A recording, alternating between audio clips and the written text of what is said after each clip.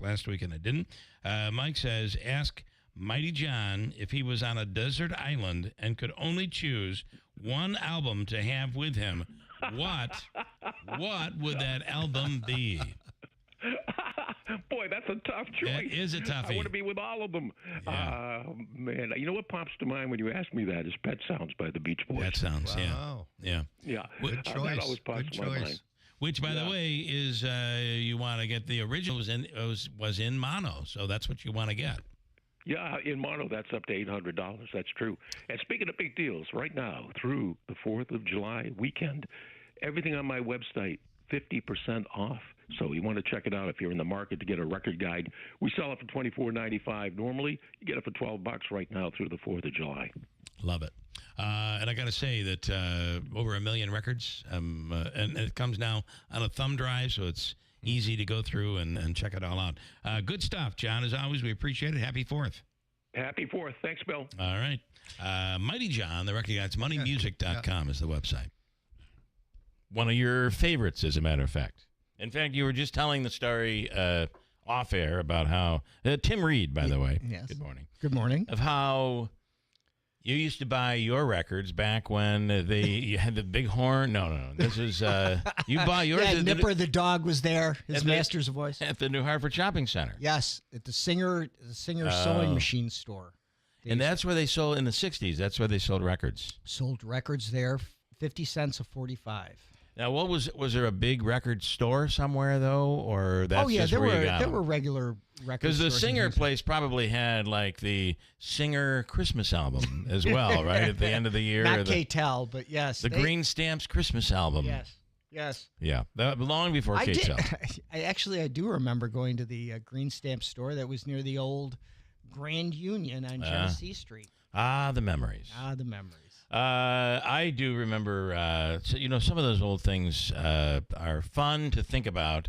And then you remember, it was a simpler time. But the real truth of it all is, probably because you were younger, you didn't have the world on your shoulders like you may have today. However, I just think as time goes on, we forget about the bad stuff. Always. It's just human nature. Always. We forget it and only remember the good things. Yep. So we look back and we're like, wow, those were the days. If we walked around and thought about all the bad days, the dread that we would be carrying on our shoulders it would not be good. Insurmountable. It would not be good. Yeah. All right, I want to today.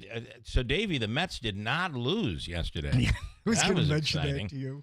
Of I course, saw it this morning. They were rained out. Yes. Now they play this afternoon. Actually, it'll be a beautiful day in New York today. A beautiful day here today. About 80 degrees or so, and plenty of sunshine. We'll get Ray's forecast, full forecast, coming up in a second. Unfortunately for the Yankees, How'd they do, Davey? lost. Davey, this is going to be, it's like a subway series of the two teams that are playing in the gutter, not just the subway. Yep. Both of these teams, Mets and Yankees, have been struggling. Although I will tell you, today is the day to pick the Mets bats to come out of this, and they're gonna wallop in Game 1, Milwaukee today. I just have a feeling. You could probably string up a couple re-scrubs and nine pitchers and 12 batters, scrubs, and I don't think it's that bad, Yankees or but Mets. I don't think it's that bad. Although, as the Red Sox fan across from us looks on, he does. Listen, think it's that bad. we're happy where we are. I totally expected this, Yeah. so there's no heartbreak there. Yes. It's you guys all the time. Davey certainly much more. Well, as a Mets fan, Boost, give us please, a little, please. give us a little bit here. Yeah. Okay, I want to tell you the internet is running so slow this morning. It is annoying. But did you see the world's? By the way, today begins the World Series of Poker in Las Vegas. Ooh. And did you see that the number one player in the world is a kid who went to high school with my son from Little Falls? No. His name is Jesse Lonis, and Jesse is the world's top-ranked poker player right now. And he is 30 years old now, maybe 29 years old. How much do they win? Well, let me give you a little idea of this kid who came from normal means in Little Falls, Yeah. second, actually the second smallest city, I think, in New York State, Yes. behind maybe Oneida No. or Sherrill. Sherrill is the first smallest, or close to it anyway. Little Falls is very close as well. But listen to this, Jesse Lonis so far. Last year he was ranked in terms of all-time money in the United States. He is ranked 29th in terms of all-time in generating money. In New York, he's the 8th ranked all-time money grabber in the game of poker. In the country, in the world, under the Global Poker Index, he is rated number 1. And on the all-time money list, meaning of all time in the world of professional poker, Right. he is ranked 58th in the world of bringing in money. 58th. So I butchered that. I'm sorry, but it's we expect nothing less. popularity ranking not as good. Last year he was 643rd at this time. This year he's 196th, and he's one of the favorites to possibly win at the World Series of Poker. And might I add to you, he has won his current winnings as of right now. Last year he was at $9 million that he had won. Currently, as of this year, going into the World Series of Poker, he has won over $21 million. Wow. So can you bet on players for the World Series of Poker? Interesting that you bring it up. You can bet on the World Series of Poker. In fact, he is plus 3,000. That is the money line. Yeah. So for him to win it all, it's plus 3,000, meaning that a $100 bet would win you $3,000. And that seems pretty high, but he's one of the highest rated, one of the highest favored to win. But I guess it must be kind of hard to pick a winner, because I could see if how many people? A lot of them, people and anybody, play. and someone could win from out in nowhere who's a no name. Right. So, but here's the problem: you cannot bet poker in New York. Oh, really? I don't know why. Why? I have no idea. Why? Because they all went to SU. Well, they're all apparently they're all New York poker players, or what? Not much of a poker face during SU basketball games. Yes. Anyway, you cannot bet on that here. However, it is something you could probably find somewhere on a Vegas site, because they do it in Vegas. They do it in Pretty Vegas. wild. But to over $21 million. Not a bad purse to come from living middle class life in Little Falls. He must have to. So I think gambling winnings are pretty highly taxed, right? Isn't it like 60%? I don't know. I'm such I know. a loser. Well, no, you know? I know you hang on to yours in regards to as a tax write-off. That's right. It's like I think it's like 60%. It could it's be really high. Well, if you're at 21 million, you're probably okay. You're okay. I mean, he's not eating dog food. He's fine. I think he'll be okay. Yeah. Coming up, we'll talk to Jonathan Savage. Israeli Prime Minister Netanyahu will meet up with President Trump in Washington, and it looks like we're looking at a ceasefire in the Gaza war. Yeah. I mean, Israel right now has its hands full, right? Yeah. There's a lot going on. Read a story this morning in regards to, I guess the Iranians were right on the edge of when the war started of mining the Strait of Hormuz, but apparently they pulled back at the last minute, which would have done a huge blockade of that area. Yeah. That's 20% of everything that goes through the... We'll get into that with Jonathan, and then Willie Waffle for this Wednesday, as we will be off tomorrow and Friday. We're treating it to, like it's the kickoff to the weekend. Richard is not happy. What kind of a holiday is July 3rd? Who in the hell are you people? Did you finish The Bear? I haven't finished it yet, but we're like 3 episodes in. Well, we'll talk offline. offline. All right. I finished it. And we'll talk also with Willie about that as well coming up here. All right, stand by. Update on news coming up 6:33 at WIBX. Here's the latest for the WIBX newsroom. I'm Doug Callan. Central New York Congressman John Mannion is reacting to the big, beautiful bill passing in the United States Senate. Mannion, a Democrat, believes the measure will add trillions of dollars to the deficit and kick millions of people off health care. Mannion says the country needs a federal budget that is more honest and more responsible. The bill must still clear the House, will then be signed by President Trump. There were wires down, poles broken around the Village Green in Clinton yesterday. The incident happened just after 11 a.m. on Tuesday, and according to Oneida County Sheriff Rob Mashel, it's reported the tractor-trailer took down several power poles and wires in the village. A corrections officer at Midstate Correctional Facility pleaded guilty following the death of an inmate in court yesterday. Nicholas Vitale, the second, admitted to submitting documents to authorities that had false information after the death of Messiah Nantwi. As part of the plea deal, Vitale must resign from his position. A total of 15 officers were charged in connection with Nantwi's fatal beating back in March. And with a lot of New Yorkers traveling for July 4th, law enforcement will be doing their part to keep people safe on the roads. The annual holiday week crackdown on dangerous drivers is underway and continues through Sunday. That's the latest. I'm Doug Callan for WIBX 950 and 92.3 FM. Most of us unscathed yesterday in terms of severe weather reports. There were some storms in the region, now back behind this front. A beautiful day today. Off to a great start, great finish. Sunshine 83. Tonight clear, and this time of year pretty comfortable. Low 60s, 50s in the North Country. A couple of showers, thunderstorms with the next front coming in tomorrow. No severe weather expected, and the best chance into early afternoon. Some sun later, 80. Sunshine on the 4th, 78. I'm meteorologist Ray Stajek at the Weather Channel, WIBX 950 AM and 92.3 FM. We have sunshine right now and 64 degrees. Going to be a beautiful day. Coming up, Jonathan Savage and Willie Waffle on WIBX. Prescriptions require an online consultation with a healthcare provider who will determine if appropriate. Restrictions apply. See website for details and important safety information. Price varies based on product and subscription plan.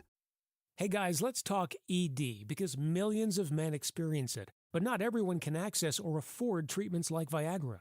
Well, Hims can help. Through Hims.com, you can get a full range of treatment options for ED, including daily or as-needed meds through a 100% online process. It all starts with an online intake form. Get started at hims.com/joy, and from there, a medical provider licensed in your state will determine if ED treatment is right for you. If prescribed, your medication is shipped to you for free.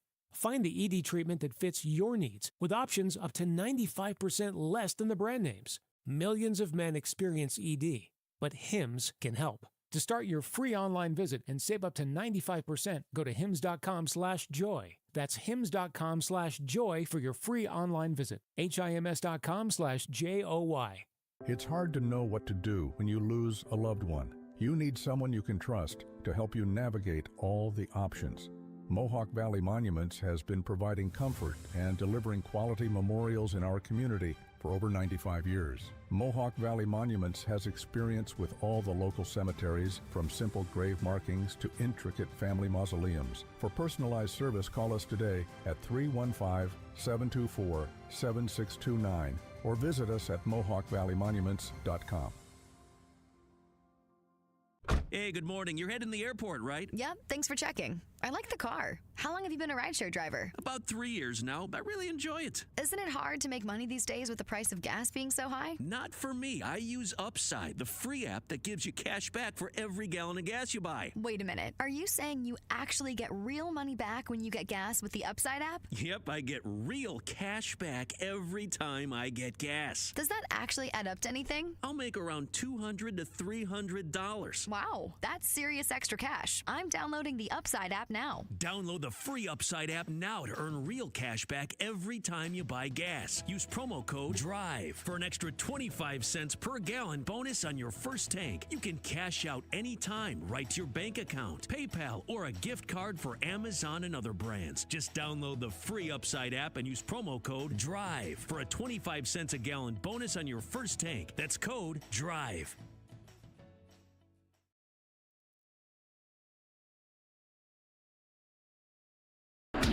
WIBX. This is Keeler. WIBX 950 and 92.3 FM. Now back to the Keeler Show.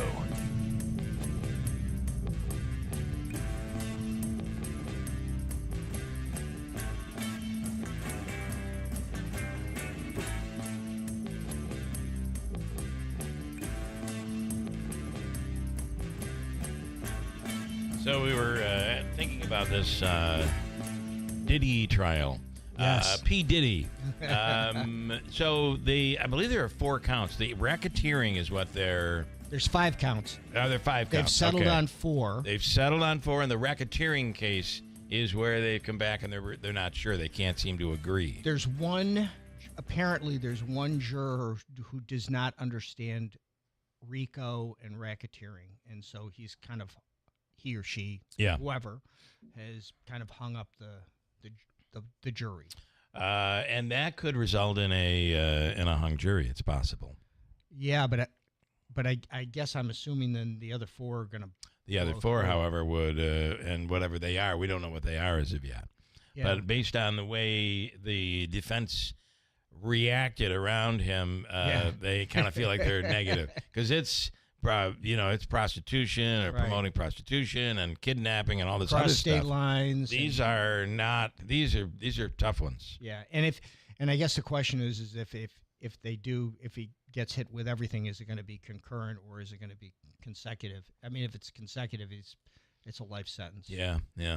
Well, and I'm thinking about when you look at some of the video in the hotel room where he's kicking his girlfriend. Yeah. It's just that you realize we're dealing with a really bad guy. Yes. The question though comes into play, I think, and believe me, I was yelled at by my wife even talking about this. Like, you can't even talk about it. But there are some things that it seems like these were consenting adults. Now, obviously, drugging someone is a problem. Yeah. But in some of these cases, based on their own testimony and text messages they sent back, they were so dependent on him. It makes it very difficult to determine mind games and mind control on someone versus a typical a-hole guy who is not nice to a woman. What's that, the Stockholm Syndrome? Where you become yeah, exactly. Or I almost feel like these are people that wanted to be around him because he was famous and wealthy, too. So you get those perks that go along with it. Mm-hmm. And at what point does it become a criminal? I think that was a very difficult problem, I think, for the jury to figure out. Exactly. And you can tell why my wife yelled at me about this. Because I was dead wrong. I'm like, I'm just bringing it up. I'm just really more just floating it out there. It's more of a law question than anything else. Israeli Prime Minister Netanyahu and President Trump will be meeting. With an update on that right now is Fox News Radio's Jonathan Savage. Jonathan, good morning. What do we know about this? Yes, the Israeli Prime Minister is due in Washington next week, and of course it is a rather pivotal point for the Middle East. He will no doubt talk to President Trump about their successful operation against Iran, but certainly on the agenda will be the war in Gaza. Just a few hours ago, President Donald Trump on social media said that Israel had agreed to the necessary conditions for a 60-day ceasefire in Gaza. We don't know what those conditions are, and we don't know exactly what Hamas's final response is going to be, but President Trump said he would be very firm with the Israeli Prime Minister when he visits Washington next week. All right. Well, listen, they have there's a lot going on if you're Israel right now, and to get out of these, which is something President Trump has been pushing for, to get out of both of these would be a really big deal. So we will see what that meeting, what comes of that meeting. It's been very interesting, Jonathan, where Netanyahu lands with President Trump. At times it seemed like the two were at odds, and other times it doesn't seem that way. Yeah, they have had some difficulties in the relations in the past, but it appears that this has mostly been ironed out. They've said very warm things about each other, with Benjamin Netanyahu hailing President Trump as a great friend of Israel. But just last week, in fact, when they announced a ceasefire between Iran and Israel, and then the missiles started flying again, President Trump was furious with the Israelis, with Benjamin Netanyahu. Again, that all settled down since then. So they seem to have a fairly good working relationship, but it's not without its flashpoints. Okay, Jonathan, as always, we appreciate your time. Thank you so much. Have a great day, and we'll do it again soon. Thank you. Speak soon. I was going to say have a great holiday as well, but I believe he's Irish, maybe? Scottish? Whatever it is, he's... Yeah. We were probably fighting against him 249 years ago. That's possible. Did anyone see, and I'm looking for it, and I just can't seem to find it because I just don't know why my wife would send this to me on Instagram. But last night on NBC News, did you see Ryan Nobles with Murkowski? I heard. She gave him the so apparently death stare? Rand Paul said she sold out and called her a sellout. And Ryan caught up with Murkowski, if you haven't seen it. We're going to speak with him later on this morning about this. He said, that Senator Rand Paul called you a sellout. And I thought her reaction was just unbelievable. This was a great moment on Nightly News. Yeah, for the sounds of silence. For the discomfort. She stared at him, and they stared back at he stared back at her, and at one point Ryan said, I'm just reporting what he said. And that's when she kind of spoke that I've stood up for the people of Alaska. And this Medicaid cut is going to affect many of the people in Alaska, and many of those people are poorer. Oh yeah. And so she cut a deal, and they wanted her vote, and she cut a deal, and Alaska will be the beneficiary here. And that's really what she's saying. Yep. They should have cut a deal. They should have been like me, but I cut a deal. Now, she also admitted and believes that the cuts will hurt people around the country, but not those in Alaska. Representing the local folk. That's right. She's taking care of her people. That was a great moment between her and Ryan Nobles that we had a chance to look at. Davey, do I have one more here? Yes? Okay. I'm going to break, and then we'll talk to Willie Waffle coming up in a second. Everybody asking about The Bear. Which is the show that's kind of about a restaurant. It is about a restaurant, but it's more emotion and relationship and all that stuff. And you seem to be a little apprehensive on the finish of season 4. Well, sometimes when I go out running, I come up with ideas. Yeah. And so I said to my wife, so this was before the finale, and I said, I think this is how it's going to end. Okay. And I was totally wrong. Oh, you were wrong. Totally wrong on every Everything. single count. Okay. Yeah. So you're saying thumbs up on The Bear. It had. I got to say, in the beginning, it's been a little slow. It's slow. Yeah. I'm kind of torn about it. So you didn't like the end. No. I mean, it didn't have the cliffhanger that I thought it was going to be. Can I ask you this? Is this the last season? It potentially could be. Oh, it could be. Okay. The way that it kind of got set up. All right, but don't tell me I anymore. don't think so, because I think that it's a hot show. It'd it's be tough just to walk there's away just from too this much money there. franchise. Yeah. Willie Waffle on the line right now. Willie, is this the last season of The Bear? No, it is not the last season, because yesterday FX announced they have signed up for season number 5 of The Bear. Well, there you go. Coming back. And they weren't going to bring it back unless Christopher Storer, who is the creator of the show, wanted to do so. They were very public about that for weeks and weeks and weeks leading up to kind of the season 4 premiere. People were saying, is this going to be the last season? And FX was like, well, it's only the last season if Storer wants it to be the last season. So they obviously have some sort of agreement in place. Storer has said he wants to move forward. The problem you're going to have is all of the actors on the show are so just hot in their careers right now. It's going to be very difficult to get the band back together. So, while FX is saying it's going to happen in 2026, when in 2026? Like maybe the last week in 2026. To get everybody together. I do love this cast. I think these guys are really good. And then what's her name? Jamie Lee Curtis.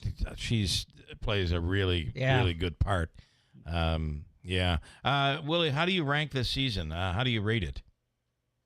I thought it was good. I mean, I don't think it was their best season. I think that would be a stretch. But I think it was a season that got better as it went along. Right. I think it started a little slow, but once you kind of start getting towards the end of the season, then all of a sudden the story started to emerge. What was happening started to emerge. And I know a lot of people are making fun of the wedding episode. I think the wedding episode is the premiere episode of the season. I think it stands against every other season's really big premiere episode. I thought it was good. Okay. Did you like the end, Willie? You know, I do like the end because, not to give too much away, please. I think it leaves us open to the next season. Yeah. It is a little bit, in my mind, it's a little bit of a cliffhanger. What's really going to happen the next day? What's really going to happen as we move forward with the story? All right. I had a moment last night where my wife was out, and she said, I am not watching the poop cruise. And I'm like, well, I think we should watch it. She said, no, because if I watch it, I will never go on another boat ever again. So I watched it. And it was awesome. But it was terrible. Right. It was terrible, Willie. Just awful. I agree with her. I will never go on a cruise now. Yeah. This is the most frightening, horrifying situation you can imagine. And it's more than just the bathroom problem. Yeah. They were dead in the water in the middle of the ocean. In off the coast of Mexico, so Cozumel, and you're talking about the heat coming down, and then everything went off. And this I had forgotten was a big moment for CNN. They went all in coverage on this thing. Oh yeah, yeah, and they really did, and they got big ratings out of it. They would then go on to destroy all of that as the years went on, but nonetheless. So, but it was, and this is Carnival. And by the way, this cruise ship, I don't want to give too much away, but this cruise ship is still in service. It's an unplanned reality show. It's just a different name. It is. Willie, just think of you don't think about these things because we think that everything, how much in our lives, everything just works. Like even when you get in your car, when you hit the ignition and you put it in gear and you drive off, it just works for the most part. When the toilets don't work and the basic necessities don't work, you're on a floating vessel. Yeah. Boy. Well, and I'll even argue, how much throughout our lives have we sat back and thought, if something happens, the people in charge will have a plan. Yeah. And you soon realize as an adult, no one knows what they're doing. They're all making it up, and this cruise proves it. Because the best idea we can come up with is we're going to give you guys some bags.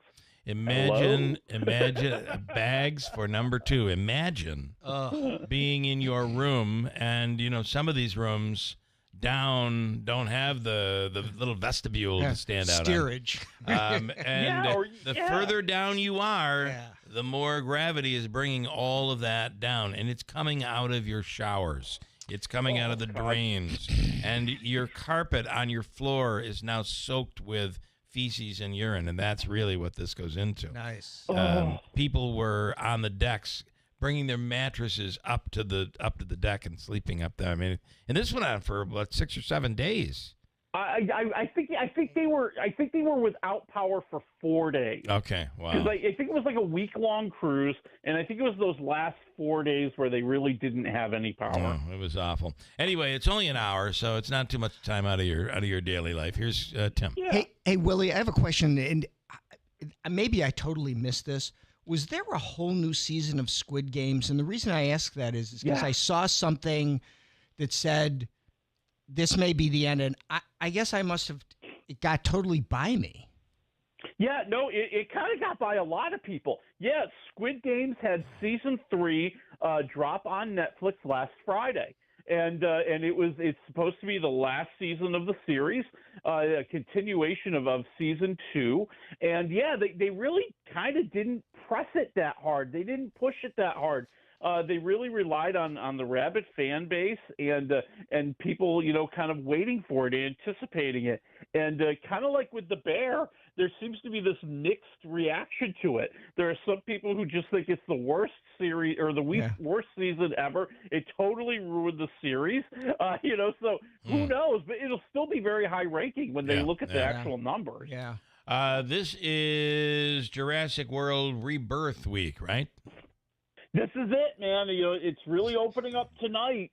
And Scarlett Johansson is now going to be part of the Jurassic Park world. And surprise, surprise, they're going to go to an island where all the dinosaurs are still alive, and the dinosaurs will try to eat them. That's every Jurassic Park movie, isn't it really? Yeah. It kind of is. Yeah. Yep. I heard that there's a scene in it that actually was supposed to be part of the original part, something with a raft or whatever it is, and they said there was kind of a throwback to the original paying Jurassic a Park salute thing to or the something, to the original. Yeah. Oh. So, Yeah, I mean, and from what I'm seeing, at least from the commercials and stuff, I'm gonna see it later today. At least from what I'm seeing, it really does want to be a throwback to the original movie, where we're going to this one island. We can't believe that we have all these dinosaurs, and now you're going to see that the dinosaurs that have survived are the nastiest ones, the meanest ones, the hungriest ones. sounds like politics. Well, I'd ask you what you're giving it, but in anticipation, it seems like 4 waffles. In anticipation, but it's probably going to be what it is. I'm anticipating a lot, but I've been hearing a lot of mixed stuff. I've been hearing a lot of mixed reviews. That some people think it's just yet another a repetitive story, and there are other people who are like, dude, they've got the dinosaurs. What else do you want? Yeah. And then there's a couple that are going to be streaming that you can take advantage of this weekend. My Mom Jane, HBO documentary that everybody's talking about. Yeah, this is the one directed by Mariska Hargitay from Law and Order SUV, and it's the story of her mother, Jane Mansfield. And, she goes, it's really, in a lot of ways, an exploration for her. She didn't really know her mother. For people who know the story, I mean, Jane Mansfield died in a horrible car accident with her kids in the back seat who survived. Wow. And this is one of the kids. Okay. Yeah. Wow. Yep. And so it's her kind of trying to learn about her mother. What was her mother like? What was it like, growing up with this big bombshell movie star? And then the last act of the movie is the one part of the movie that everybody's talking about. Mariska Hargitay admits and kind of admits and confirms that Nikki Hargitay, who was married to James Mansfield, wasn't really her father. Oh. And goes into a lot of detail about how that affair, not really affair, because her father and her mother were split at that time, but how that love affair developed, and what happened, and why did he stay out of her life for so long, and she interviews him, and so it really is this whole documentary of revealing these very personal stories and these painful moments. It's fascinating to watch. I think it's very well done. I think it's 3.5 waffles. Okay. I think you should watch it. It's on HBO Max right now. You can watch it. Watch it as we speak. Heads of State. What do you think? This is on Amazon Prime. Any good? Yeah, I think it's funny. It's funny enough. John Cena as the American president, kind of an action hero movie star who just fell into the presidency. The British Prime Minister is Idris Elba, and together they're on Air Force One when terrorists attack it.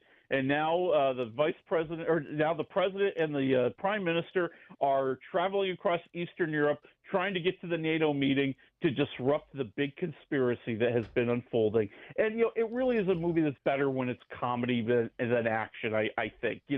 I think the two of them, Elba and Cena, have very good chemistry. I think they're very funny. I think John Cena is a hilarious actor. I mean, I feel like every time I see him in a comedy, he's perfect.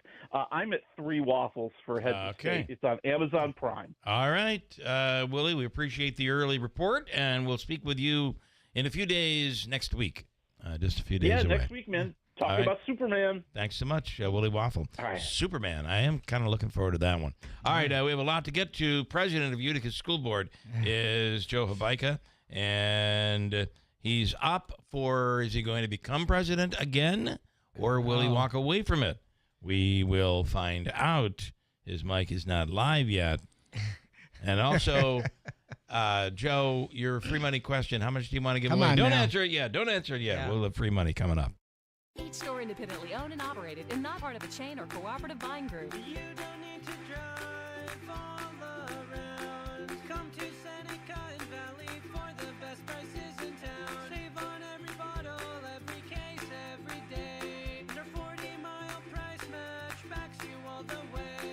Start your summer off right at Seneca Wine and Liquor and Valley Wine and Liquor. Stock up on your favorite wines and champagnes with our fantastic 20% off wine case sale. Mix and match your favorites to create your perfect wine case selection. Whether you're hosting a barbecue, relaxing poolside, enjoying a day at the lake, or planning a cozy evening at home, we've got you covered. Hurry, 20% off wine cases is available now through July 30th. Only at Seneca Wine and Liquor in New Hartford or Valley Wine and Liquor in Herkimer. Voted #1 8 years in a row. We're one big family, two great stores, ready to save you more. Paid for by Christian Care Ministry. A few years ago, my youngest son had something minor turned into something very major in a matter of hours. It was Medishare that came through for us, and there was no hassles, there was no problem. That's what's so wonderful about knowing that you're a part of such an incredible ministry. Medishare is a biblical approach to healthcare where Christians share each other's medical expenses. Medishare is a family, a group of people that stick with you through the hardest times of your life. Medishare isn't insurance. It's a nonprofit ministry over 30 years old, and members have shared over $8 billion of each other's medical bills. We don't have to spend so much on health insurance. You can focus on supporting other people. Medishare is affordable. Medishare is biblical. Medishare is family. Join thousands of Christians who can help you save on your health care and support your family when you need it. Call 855-51-BIBLE. From the Stanley Theater Studio, WIBX Utica, Rome. WIBX 950 and 92.3 FM, celebrating 100 years. Back to the House. I'm Chris Foster. Fox News. A House vote could come today on the so-called One Big Beautiful Tax and Spending Bill, a version changed from its original version in the House and passed by the Senate yesterday. Stay united, have fun, and vote yay. That's President Trump's message to House Republicans ahead of a critical vote to give final approval to his tax and spending cuts bill. It's a great bill. There is something for everyone. Still, the measure must survive scrutiny from fiscal conservatives and moderates after changes to Medicaid funding and green energy investments made by Senate Republicans. And Elon Musk, who helped launch the Department of Government Efficiency, is threatening primary challenges for any Republican supporting the bill. At the White House, Jared Halpern, Fox News. President Trump settles a lawsuit with Paramount for $16 million without the apology he wanted over an edit in a 60 Minutes interview with Kamala Harris. He sued for $20 billion, accusing the network of 2024 election interference. The settlement will cover items including legal fees and contributions to his future presidential library. In agreeing to the settlement, CBS is not acknowledging any journalistic wrongdoing. Carmen Roberts, Fox News. There's a response from Hamas to a proposal from President Trump to end the fighting in Gaza with Israel. Hamas says it's open to a ceasefire, but what it really wants is for the war in Gaza to end for good. The response is neither a straight yes or no to the US-backed plan. Yesterday, President Trump posted on social media about what he said was a final proposal for a 60-day ceasefire between Hamas and Israel. Fox's Jonathan Savage. The jury at Sean Diddy Combs' trial in New York resumes deliberations today on a racketeering conspiracy charge after reaching an undisclosed verdict on the other 4 charges of sex trafficking and transportation to engage in prostitution. Judge says 13 hours deliberating is not enough time to give up on reaching a verdict on all counts. America's listening to Fox News. When you're hiring, have you ever felt like you're missing out on meeting truly great candidates for your roles? It seems impossible to find them, but they have to be out there somewhere, right? Well, they're not hard to find when you know where to go, and that place is ZipRecruiter. And right now, you can try ZipRecruiter for free at ZipRecruiter.com/free. ZipRecruiter helps 10 million people with their job search every day. And because these people are actively looking for jobs just like yours, it's easy to find the right person right away. In fact, 4 out of 5 employers who post on ZipRecruiter get a quality candidate within the first day. But if you're not using ZipRecruiter, you're missing out. So see what it's like when the impossible is easy. When you go to ZipRecruiter.com/free right now to try ZipRecruiter for free. Once again, that's ZipRecruiter.com/free. ZipRecruiter.com/free. Never miss out on great candidates with ZipRecruiter. An accused quadruple murderer is due in court in Boise, Idaho to change his plea today. A not guilty plea was initially entered on Brian Koberger's behalf, but just weeks ahead of his trial, the 30-year-old is expected to plead guilty to 4 counts of first-degree murder, part of a plea deal that would allow him to avoid the death penalty. Koberger is accused of fatally stabbing 4 University of Idaho students at an off-campus home in 2022. The family of Kaylee Gonzalez, one of the victims, saying in a post online they are beyond furious over the plea deal and asking for the hearing to be delayed. Fox's Kristen Goodwin. 150 California National Guard troops are removed from a federal security deployment in Los Angeles, put back on state wildfire response duty, among more than 4,000 sent during immigration raid protests last month. A journalist arrested while streaming an anti-Trump rally in Atlanta could end up deported, Fox's Gary Baumgarten reports. 47-year-old Mario Guevara, a native of El Salvador and a 20-year U.S. resident, runs an online news site that covers immigration issues. He was charged with interfering with police. That was dropped, but he was then turned over to ICE and now faces deportation. His attorney says Guevara has a work permit but not permanent residency. Today starts round 2 of singles matches at the Wimbledon tennis tournament in London. Some high-ranked players are already out. American Coco Gauff is out at Wimbledon, falling in straight sets to unseeded Diana Yastremska of Ukraine. The second-ranked Gauff is now just the 3rd woman in the Open era to lose in Wimbledon's first round right after winning the French Open. Just over 3 weeks ago at Roland Garros, Gauff defeated top-ranked Irina Sabalenka for her 2nd Grand Slam title and acknowledged that the quick turnaround may have been a factor. American Jessica Pegula, the 3rd seed, also lost her first-round match on Tuesday. Joe Morgan, Fox News. It's announced that rapper Kanye West is banned from Australia over his song Heil Hitler. I'm Chris Foster, Fox News.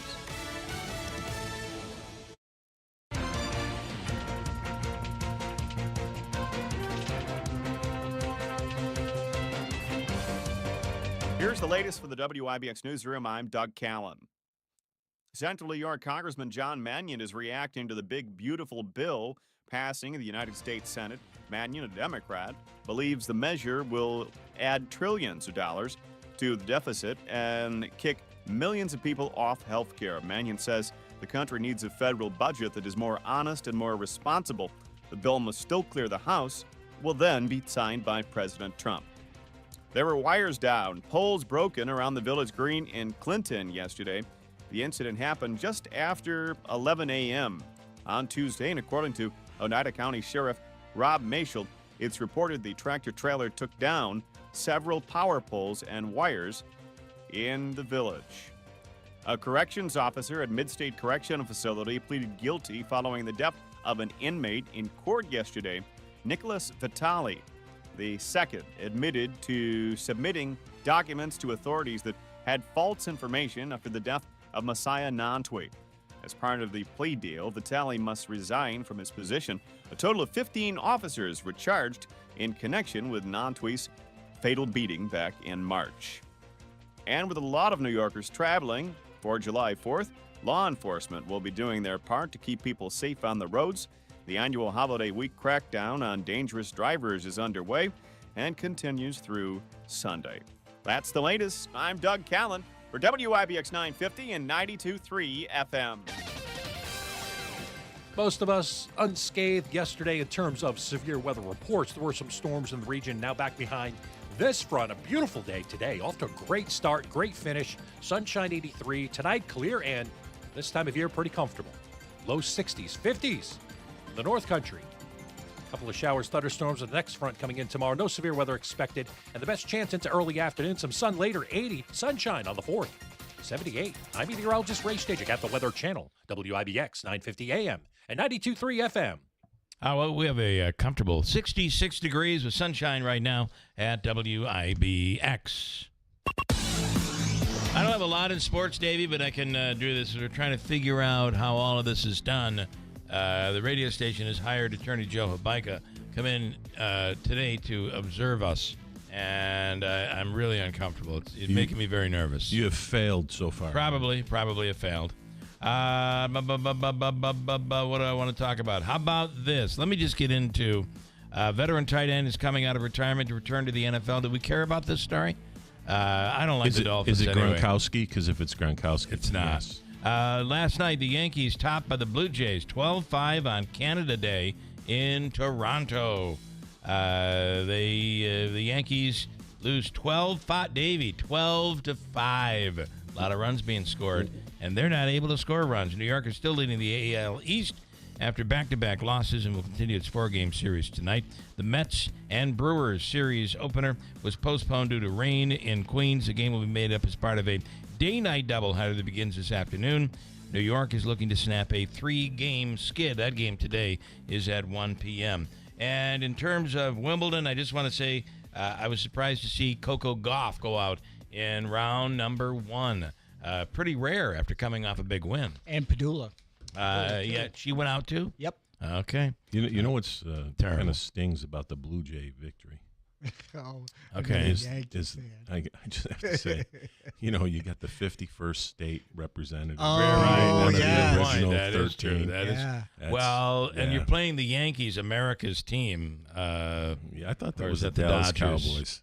Or is it the Cowboys? Well, I think they're all in They that all like category. to claim it, but actually. Okay. We're going to get to Habaika coming up in a second. Davey, how much money for Habaika's free money question of the day as he stares? That's why he made him coffee. Stares you down.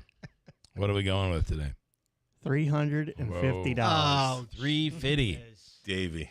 I thought to celebrate, we should have gone to the 5. You broke my heart, Davey. $350. We'll do that coming up in about 30 minutes, 25 to 30 minutes. We'll get into it with Habaika sitting right here. I have something. Somebody dropped off a mysterious letter to me yesterday. The case cracker, Bill. The case cracker. And it's about the Utica City School District. So we have you here. We're going to get into it coming up in a second. Stand by. It is 7:09 at WIBX. Every once in a while, something that sounds too good to be true is actually, in fact, true. How would you like up to $2,000 of free windows? When I say $2,000 of free windows, I mean $2,000 of free windows. No gimmicks or games. You don't have to buy $2,000 to get $2,000 free.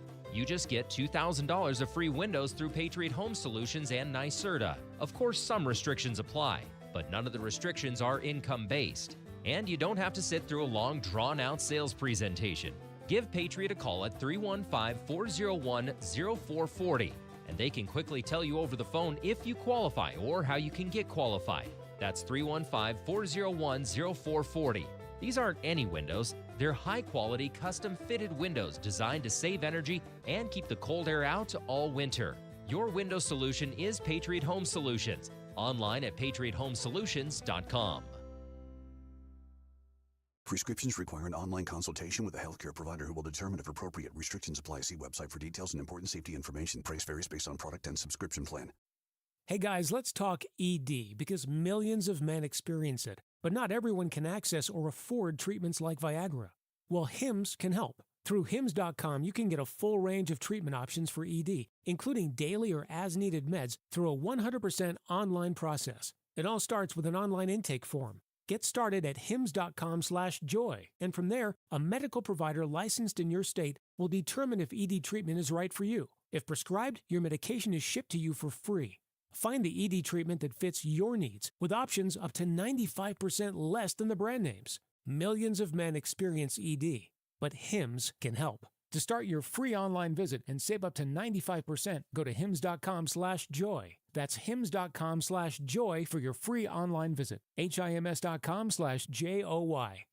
Hey, good morning. You're heading to the airport, right? Yep, thanks for checking. I like the car. How long have you been a rideshare driver? About 3 years now, but I really enjoy it. Isn't it hard to make money these days with the price of gas being so high? Not for me. I use Upside, the free app that gives you cash back for every gallon of gas you buy. Wait a minute. Are you saying you actually get real money back when you get gas with the Upside app? Yep, I get real cash back every time I get gas. Does that actually add up to anything? I'll make around $200 to $300. Wow. Whoa, that's serious extra cash. I'm downloading the Upside app now. Download the free Upside app now to earn real cash back every time you buy gas. Use promo code DRIVE for an extra 25 cents per gallon bonus on your first tank. You can cash out anytime right to your bank account, PayPal, or a gift card for Amazon and other brands. Just download the free Upside app and use promo code DRIVE for a 25 cents a gallon bonus on your first tank. That's code DRIVE. Celebrate America's birthday this 4th of July with Fox News Radio as we pay tribute to great Americans. Fox News Radio hosts Brian Kilmeade, Guy Benson, Jimmy Fallon, and Johnny Joey Jones speak with American heroes doing what they can to help others and make this country great. Join us this 4th of July for Great Americans, a Fox News Radio special honoring some of the best among us. Catch the show Friday, July 4th at 6 a.m. only on WIBX 950 AM and 92.3 FM. Celebrating 100 years. This is Keeler. WIBX 950 and 92.3 FM. Now back to the Keeler Show.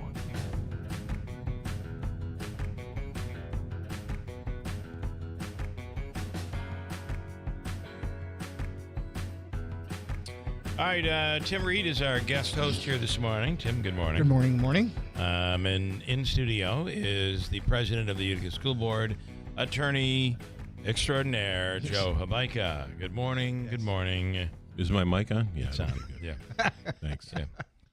Good morning. On occasion. And there's a shot of you. There you go. Beautiful. Good morning. Anything new to report? I have someone that dropped off a mysterious letter that I just showed you, and you said it is authentic. Well, I want to just address a couple things before we get into it. Okay. All right. So we had graduation ceremony last Friday. And how many graduate from? I think we had 549 walk the stage. Okay. Okay, that day. I know that you are a national anthem aficionado, right? Yeah. It's supposed to be 90 seconds. Is that correct? Normally they'll come in 90 seconds unless you're Whitney Houston, and then you turn it into a hit single. Well, I have to tell you, the senior choir sang the most beautiful rendition of it that I've heard in quite a long time. Is it online? Yes. So you could look at the graduation in the beginning, you'd see the anthem. I'd really be curious as to your opinion of it, because okay. I thought it was super, and I'm fairly certain it was the 90-second version, but it was excellent. And they had come to our board meeting a few days before. They did it. Okay. Yeah, and that was just nice. Tremendous, so. Well, there's a lot of talent, right? A lot of young talent graduating. And the graduation, ceremony was excellent. Walt Savage, who has been with the district for almost 40 years, got honored. He gave a speech, and we have a receiving line, and basically, we have admin, we have elementary school, middle school principals, assistant principals, board members, and the kid, and everybody takes time, and everyone gets a chance to hand out. I wonder, I hope I'm not revealing anything that I shouldn't reveal. We have had conversations over the years, and there have been times that you get frustrated and you're like, why do I do this? Yeah. Am I okay to talk about that? Yeah. Why do I do this? And you know what? I'm done. I'm not going to run again. This is my last year. I'm done. And then they always seem to suck you back in. And graduation does it every time. Yeah. I just love it so much. It's so fun. It's the wrong time to, because you last night were reelected as president of the school board. Mm-hmm. My condolences. And well, I know. Well, it is thankless. It is thankless. It is. And you get nothing but people oftentimes just complaining. Sometimes they're complaining about things they don't know anything about. Other times they might know about something. Yeah, I don't disagree with that. I mean, listen, people are entitled to their opinions. I generally try to listen to what people have to say. It doesn't necessarily mean I agree with the conclusions they're drawing, but sometimes there's information that might be valuable. That might be valuable. Yeah. Okay. So we do listen to it. This was dropped off to me yesterday. We are writing to inform you of an unfortunate incident involving, this came from Anne Marie Palladino, acting principal at Proctor. Okay. Involving the recent administration of the Life Science Biology Regents exam. A member of the custodial staff accidentally discarded the exam booklets completed by your child before they were scored. Oh, I didn't realize they'd already taken the test. What happened was we have, I call it the biology Regents. So Yes, you have some kids taking it in 8th grade. They're in the advanced classes. You have some kids that are taking it at Proctor. There's all this stuff that goes on with the scoring and everything else. Well, apparently, the procedure is that the tests are supposed to be put in a locked vault. Well, a mistake was made. Okay, and the Regents, those particular Regents exams were left out. What is amazing is it's now gone. Well, what happened was the custodian threw them out. Saw them, took them, brought them out to the dumpster, not knowing what they were, and then the dumpster people came, removed the refuse, brought it to the dump. We actually had half a dozen staff members looking for them at the dump. Okay, couldn't locate them. In the meantime, we're communicating with the state because we're trying to, say like, look, can we do something where the kids get credit? Okay, because we know that it's either going to be the kids get credit for taking the exam, or there's going to be a retest. And again, a mistake was made. It was exacerbated when the exams were Isn't tossed. that always the day that the garbage crew is on time? Yeah, it's always right. You think there could be those days where they're late and they don't pick up till noon, but it was on this day that it would be right on time. So it was discovered, and look. Correct me if I'm wrong. The students have been now informed they could take it over again, or they'll be just given an overall passing grade. So, they have that strange Regents advanced diploma thing where you have to, take a certain number of Regencies and things like that. Look, if I'm a parent, I'm going to be upset. If I'm a student, I'm going to be upset. The staff is upset. The administrators are upset. The board is upset. The error occurred. If we could do it over again, we'd hope it wouldn't happen. To me, this is a lot like, I don't mean to interrupt, but it's a lot like the game of blackjack. You're sitting there and you put up a bet and you just know, why am I even continuing to contribute? Because really that's what you feel like you're doing. And then all of a sudden the dealer makes a mistake and a card flips over and it's like, misdeal. That's a misdeal. That's a misdeal. Everybody gets their bet back. And you get to start over like nothing ever happened. Right. So there are probably a few of those students who are like, I got to tell you, I don't think I really struggled. I would love to have another opportunity. Well, we're going to provide them with transportation as well. And tutoring. Yeah. Okay, and that's the plan. We're still working on just getting them credit so that they don't have to take the exam. I know that some kids and some parents are going to be upset because their child aced the exam. And I'm assuming whoever dropped this off is not happy. Well, listen, nobody's happy. Yeah. Okay, but the fact of the matter is that, a mistake happened. And it's what happens after you make the mistake. You know what I love? That's the issue that I have. What I love, though, is in the world we live in today, they were secretly left there to be discarded to avoid the bad grades that all the students were going to get. This was a whole conspiracy.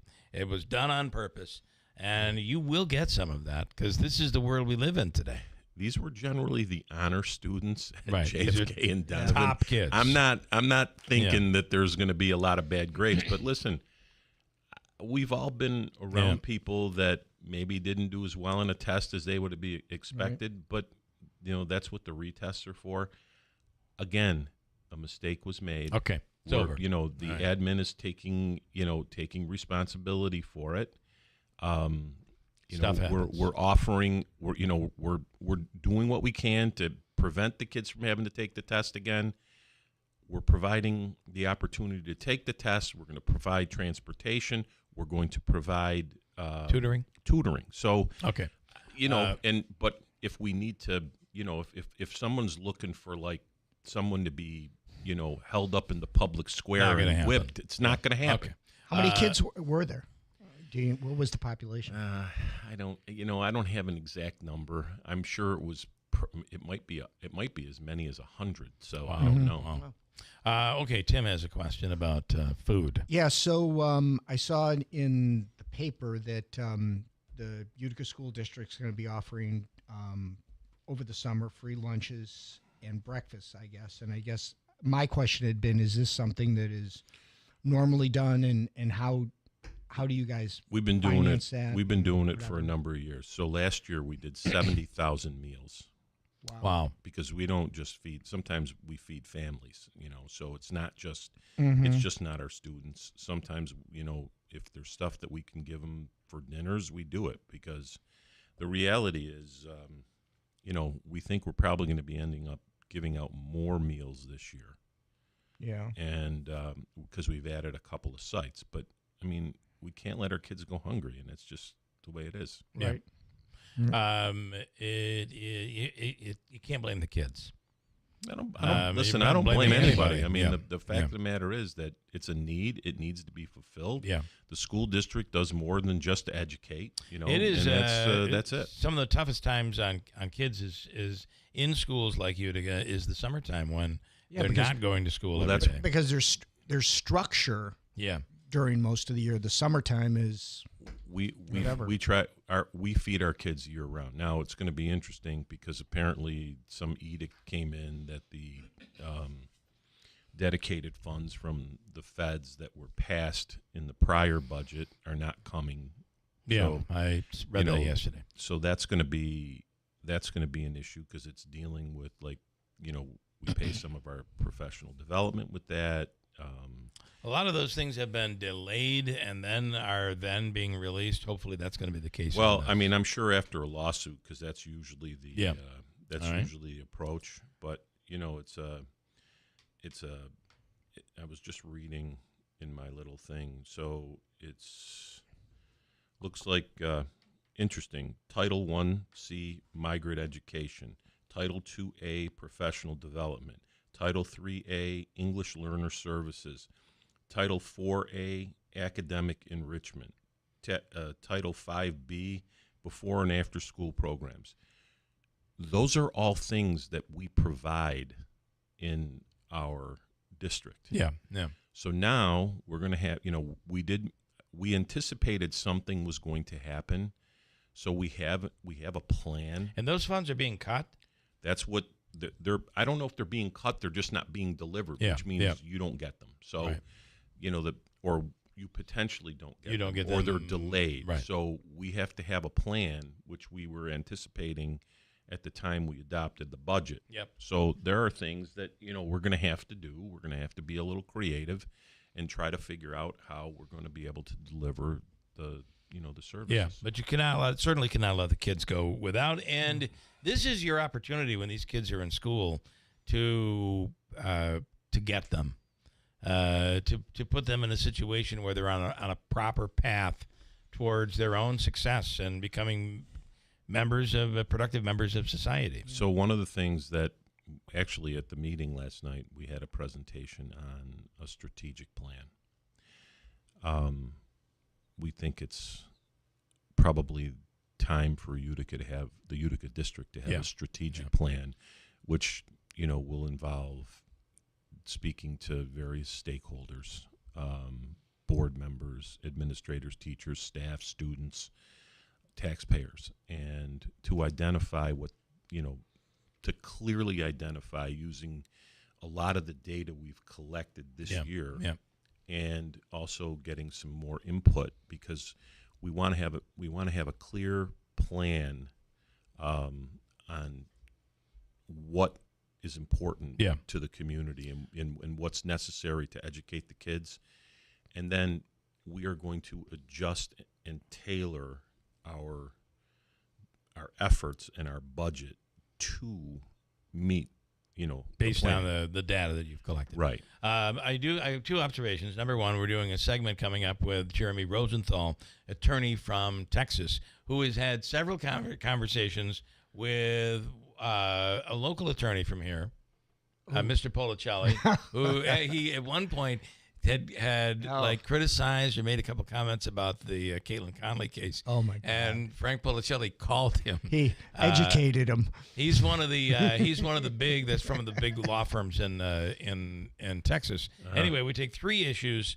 We're going to do that with you in studio. Being an attorney, I'm really excited about that. Number 2, I do notice that when I come and when I speak, usually I might step in as you consistently, being a poker player, you consistently roll your eyes. And I'm just wondering, am I that annoying to you? Do you see the roll of the eyes I see? Well, I most don't of know. the time. Did I roll my eyes or just look up at you? Well earned. Like, how dare you? Yeah, you do look up, and it's almost a look of disgust. No, Bill, you don't necessarily disgust me. Okay. Necessarily. That's so wonderful to know.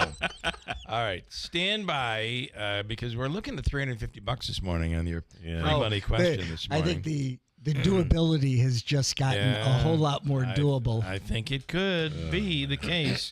Anyway, we'll get to that coming up in a second. Jeremy Rosenthal coming right up at WIBX.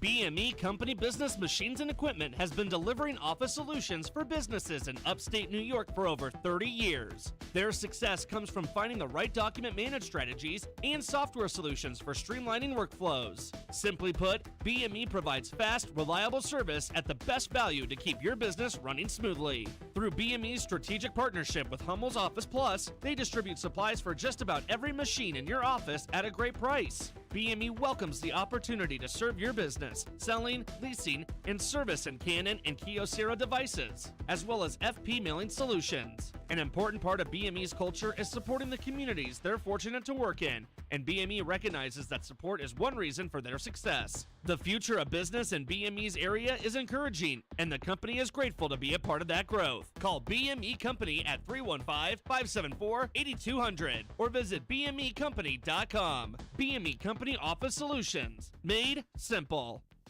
Are you paying too much for term life insurance? A man age 50 non-tobacco user can obtain $500,000 of coverage for as little as $110 per month. Level rate for 20 years. That's right, guaranteed level rate for 20 years. If you're a smoker, there are great rates available for you as well. Call Term Busters for a quote. 1-800-908-7636. You're probably paying more than you should. Call 1-800-908-7636. Remember, call Term Busters. 1-800-908-7636. Sample rate for preferred non-tobacco rate class. Exam required to qualify.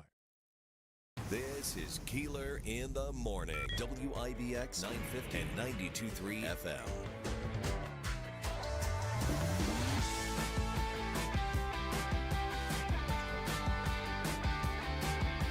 Coming up, we'll do Hobucka's free money question of the day. It's worth $350 here this morning. It's coming up. In studio this morning, I see you now know when I have your mic on and when I have it off. I think that's a little ridiculous. There's your 2 mics were on and mine was off. A little light there that reveals.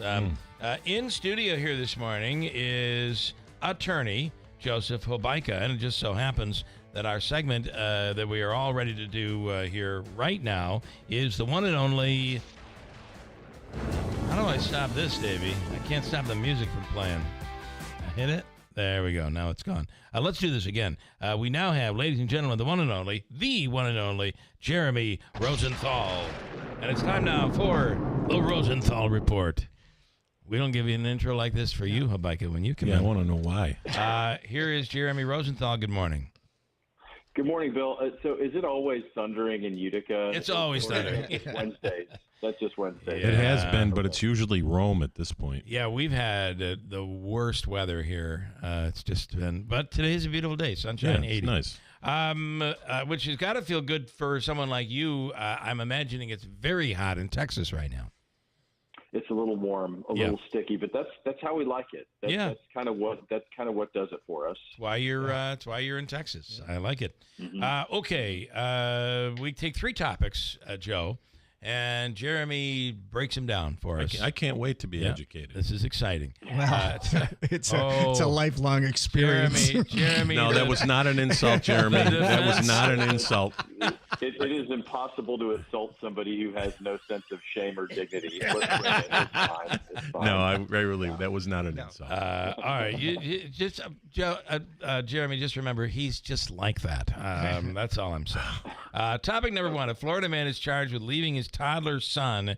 Ooh, this is an awful story. In a car to die in a hot car while he went in to drink at a bar. Oh my God, this is terrible. Yeah, this one's really extreme, and I think that when we talk about the hot child car deaths, these are things that, like, the Department of Justice studies. They happen, and the vast majority of time, they're not like this guy. This guy in Florida was terrible with a capital H. We're talking going into the bar. There's mistakes, and then there's forgetting, and there's negligence, and then there's, I thought the fan was going to keep him cool while I was drinking. That's what this guy was doing. So this guy's going to get to Florida. Yeah, terrible. Yeah, welcome to Florida, right? America's third world paradise. Yeah, so this guy gets to go to the joint for the rest of his life. That one's not that hard. But the question, I think, is how can we prevent these types of accidental deaths? And what things can we do to try to make sure that we're not doing that? It's easy. You talk to folks. It's easy sometimes to remember when you got the sleeping kid in the car. We're humans. It happens. Yeah. I do have to say, a long time ago, and it was not hot out at all, but my son was in the car seat, and I pull up to a bakery, which is right. I get out, I walk in, grab what I needed, and I was a young father. I had no idea. I came out. There was a note on my windshield that said, "I saw you leave your child in the car. Next time, I'm calling the police." Mm-hmm. You will be arrested for that. I've had cases. Did you go get him? Did you run the guy down? I did. I went after him. I torched his business, and good. It's something that it's a given, right? This should be a given. Yeah. Terrible. It ought to be. It ought to be. You have some cars that will warn you. It will say, check your batteries. And you hear stories like this. I hear them all the time. A friend of mine says he had his kid in the car. Kid falls asleep, and he goes right by the daycare and goes to work, and then is halfway to work and is like, "Oh my God, I forgot." Yeah. I forgot to take the kid to daycare, and of course it's harmless. He turns around. This is a real problem, and I think if there's any saving grace here, it gives us the chance to talk about it. Every time we talk about it, every time we throw it out there, hopefully somebody kind of thinks twice. Remembers. Topic 2, because you know what? Our lives get very busy, and people can end up being ignorant and stupid because of it. Topic 2, police say they've identified a man innocently, oftentimes. Police say they've identified a man who torched nearly a dozen police cars in New York City. Do they even face any penalty at this point in New York? If a tree falls in the forest, does it actually make any sound?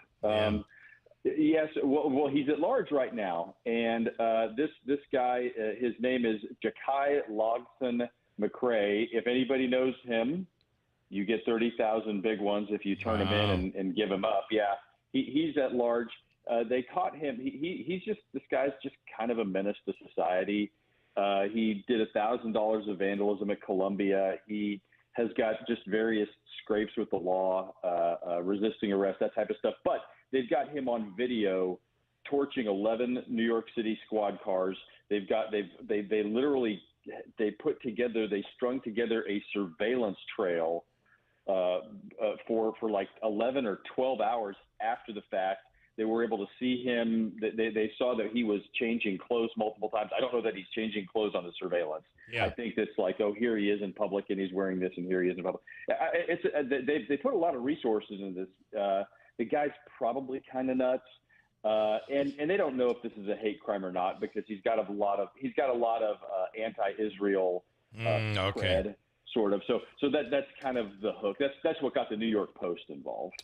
And that's in major cities where you have the diversity that it is it's a crazy battle that is continuing, and the longer this goes on, you're going to have more of it. I'm assuming. Good, and protests are one thing. We were talking about that yesterday. Free speech, but at the same time, the potential new mayor should help everyone. Oh boy. Topic 3: Mississippi daycare fined $50 following an investigation involving a 9-month-old baby who tested positive for crystal meth. Oh my! Hours after leaving the facility, fined just $50. Yes. What's going on here? So this is the part of the Rosenthal Report where we go crazy defense lawyer on everybody here. Okay. I think I think this is a story about somebody who called and told the newspaper about 1/3 of the truth. Because if a baby comes in and tests positive for crystal meth, they're not just going to say do nothing. They're going to go raid that house, don't you think? And they're going to go and find it. And not only that, so what happens is mama takes the baby to daycare, baby gets really, really sick. That part's thoroughly believable. The baby ingested something. We don't. Mom says it's crystal meth. It tested positive for some kind of methamphetamine or amphetamine, which there's only 14 different drugs that can be lying around somebody's house that can trigger that type of test result. So I think that we're missing something here, but that's awful, right? I mean, if I don't take my child to daycare to get meth, if they're going to give my kid anything, it's going to make him sleep, not something that's going to make him run around the house for 80 hours. And right? and Jeremy, I got to say that normally when you hear a story and it's out there and it doesn't make sense, the authorities did nothing, they didn't care. You always kind of, at least if you look at it logically, you're like, this doesn't really completely make sense. Well, it is Mississippi. It is Mississippi. That is true. Well, she could be right. She could be right. She could be like, call us when it's heroin, That's right. All right. You could be right. As always, Jeremy, we appreciate it. Great stuff. And you have a great week, and we will do it again soon. Happy 4th, guys. Okay, Bye-bye. Happy 4th to you as well. It is the Rosenthal Report, ending with a bit of a bang, as it does. You liked him. It seemed like he was very good. Very good, Bill. Very good. Again, you were rolling your eyes at me, but that's okay. I wasn't rolling my eyes. All right, we'll update news, and we'll do Habakkuk's free money question of the day and all of that stuff coming right up. It is worth $350 today. With Joe in studio. Yeah. That money's going to be screaming when it comes out of that wallet. with Joe old fish hooks. in studio this morning on WIBX. Here's the latest from the WIBX newsroom. I'm Doug Callan. Central New York Congressman John Mannion is reacting to the big, beautiful bill passing in the United States Senate. Mannion, a Democrat, believes the measure will add trillions of dollars to the deficit and kick millions of people off health care. Mannion says the country needs a federal budget that is more honest and more responsible. The bill must still clear the House, will then be signed by President Trump. There were wires down, poles broken around the Village Green in Clinton yesterday. The incident happened just after 11 a.m. on Tuesday, and according to Oneida County Sheriff Rob Mashel, it's reported the tractor-trailer took down several power poles and wires in the village. A corrections officer at Midstate Correctional Facility pleaded guilty following the death of an inmate in court yesterday. Nicholas Vitale, the second, admitted to submitting documents to authorities that had false information after the death of Messiah Nantwi. As part of the plea deal, Vitale must resign from his position. A total of 15 officers were charged in connection with Nantwi's fatal beating back in March. And with a lot of New Yorkers traveling for July 4th, law enforcement will be doing their part to keep people safe on the roads. The annual holiday week crackdown on dangerous drivers is underway and continues through Sunday. That's the latest. I'm Doug Callan for WIBX 950 and 92.3 FM. Most of us unscathed yesterday in terms of severe weather reports. There were some storms in the region. Now back behind this front, a beautiful day today. Off to a great start, great finish. Sunshine 83. Tonight, clear and this time of year, pretty comfortable. Low 60s, 50s. The North Country. A couple of showers, thunderstorms on the next front coming in tomorrow. No severe weather expected. And the best chance into early afternoon. Some sun later, 80. Sunshine on the 4th, 78. I'm meteorologist Ray Stajik at the Weather Channel, WIBX 950 AM and 92.3 FM. Currently, we're with plenty of sunshine and 67 degrees. Got a lot to get to and some questions, actually, for Mr. Hobaika, who's in studio, and a $350. Many questions. Free he didn't turn you on. Turn my mic on, will you? $350 free money. Let's answer questions. Free money question of the day. Davey, what caller number do you want right now? 8. 8th caller right now at 315-736-0186. Caller 8, your chance to win $350 from Hobaika and WIBX. Daylight Donuts is the official coffee of the Keeler in the Morning radio program.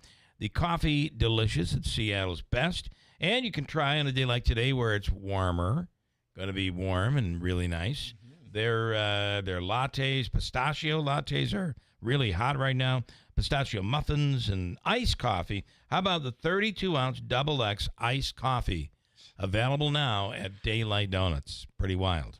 It's Daylight Donuts, a speedy drive-thru in the village of New Hartford. And River Hills Properties, the fastest-growing real estate company here in central New York. Nobody sells homes like River Hills. Bill and Robin Monjo just recently in talking about how this market is a very hot market where a house will go up for sale. Oftentimes, people compete and end up paying for more than the asking price, especially if it's in that sweet spot. God forbid somebody's looking for a ranch. You cannot find a ranch anywhere. But River Hills is there to help you. And if you're looking to sell, they have you covered. With offices in Barneville, Little Falls, in Utica, to the north in Copenhagen, Newport. And if you're looking to become one of those snowboards, to the south, they have an office, snowbirds. Snowboards. Versus snowboard. Yeah. Snowbird. They have an office in Sarasota. Remember, nobody sells homes like River Hills. They never use the lockbox. It's full service. Bill and Robin are here to assist you in upstate New York. River Hills Properties. Nobody sells homes like River Hills. Hobaika's free money question is next.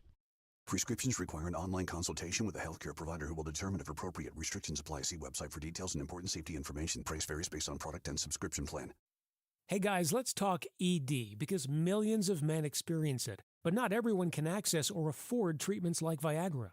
Well, Hims can help. Through Hims.com, you can get a full range of treatment options for ED, including daily or as-needed meds through a 100% online process. It all starts with an online intake form. Get started at hims.com/joy, and from there, a medical provider licensed in your state will determine if ED treatment is right for you. If prescribed, your medication is shipped to you for free. Find the ED treatment that fits your needs with options up to 95% less than the brand names. Millions of men experience ED, but Hims can help. To start your free online visit and save up to 95%, go to hims.com/joy. That's hims.com/joy for your free online visit. HIMS.com/JOY.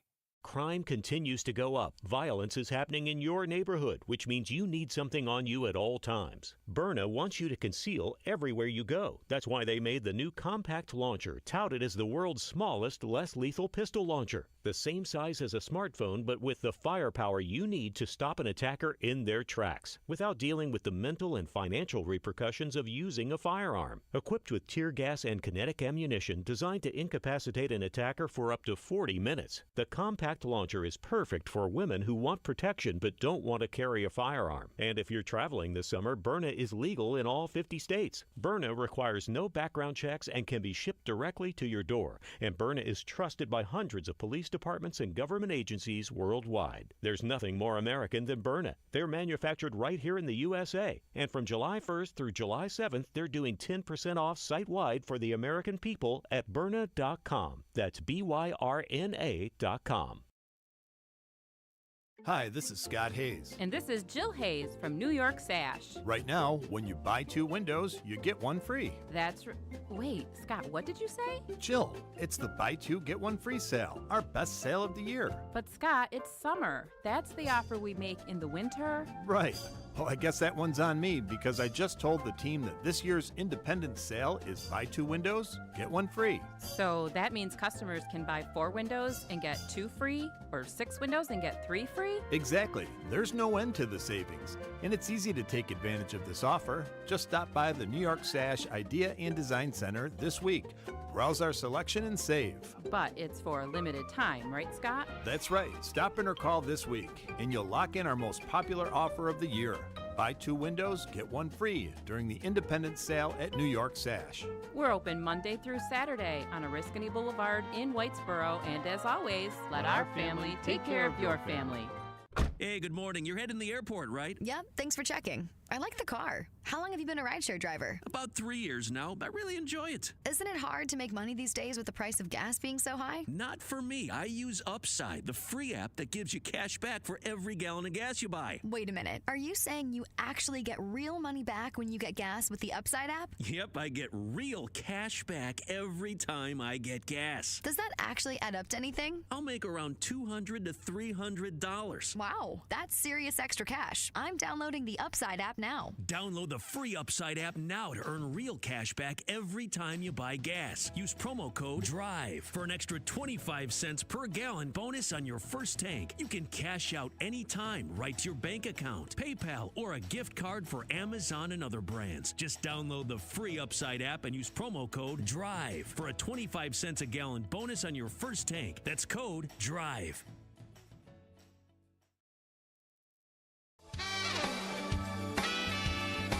Hello, everyone in Central New York. This is Dave Letterman, your old TV pal. Remember me? I'm supposed to say something witty and funny here about Bill Keeler, but I've got nothing. Ever see a picture of this guy? That's a joke in itself. Anyhow, here's Keeler on WIBX. I actually have someone waiting in the wings with a question for you, Joe Hobeika, coming up. And speaking of questions, bring 'em out. This morning's free money question from the Hobeika Law Firm is Joseph and Andrew Hobeika. What do you want me to say? Spelled Hobika. That's important. Yes. And it's the Hobeika Law Firm on Genesee Street. For your legal needs, call 315-724-1600. Anything else I'm going to add? No. It's worth $350 here this morning. Let's see how all of this goes as I stop that and get this ready. On our phone line right now is John in East Herkimer, ready to take a shot at $350. John, good morning. Good morning, gentlemen, and happy Independence Week. Happy Independence Week to you. Absolutely. So for $350, this is something we've talked about already today. Ooh. Bummer. Okay. This is something we've talked about already today, but also could be from the category in the news. Could also be something we're going to talk about next hour when he's on the air with us. Could be many things. So many opportunities here to get the right answer for $350. Are you ready, John? Yes, sir. Here now is your question. Ryan Nobles had a viral moment when U.S. Senator Murkowski yesterday. She stared him down for about 10 seconds because one senator called her a sellout. Who was that senator? Ready, go. Our New York Senator, Chuck, I can't even remember his name. Son of a gun. It is not Chuck Schumer. Darn. It is not, but the story is that that fellow Republican Senator Rand Paul called Alaskan Senator Lisa Murkowski a sellout. Nobles said, "Did you know that? How do you respond? Because he just called you a sellout." And then she stared him down for 10 seconds. We'll speak with Ryan about that moment later on. It went viral. Well, listen, what are you going to do? It was a noble attempt. No pun intended.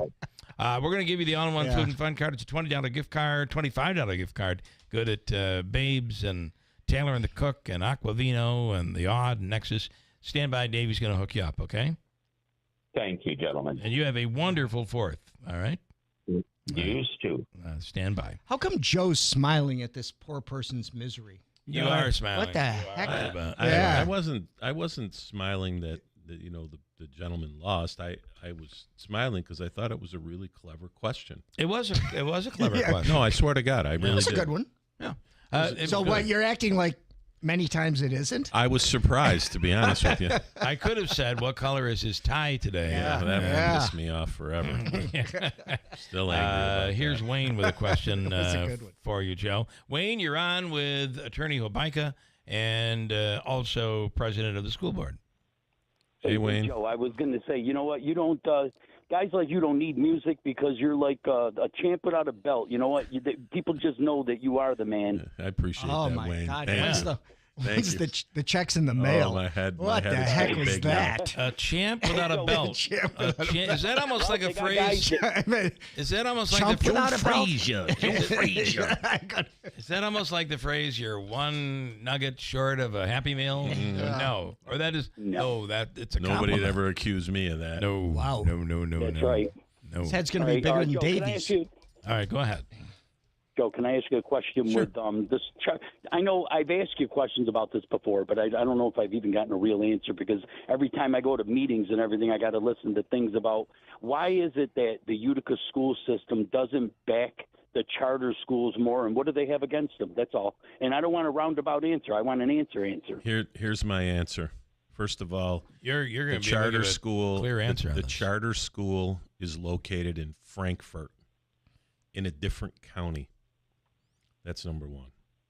Okay. Okay. Number two, they take our money and, the taxpayer money, and we fund that school. Okay? I understand it's the law. You have to do it. But there is no oversight provision whatsoever. So they can spend their money any way they want. They can hire whoever they want. And certified or not certified? Certified, non-certified. I'm not saying that there isn't a place for it. I'm just saying that there needs to be some oversight. Hey, Joe. That's it.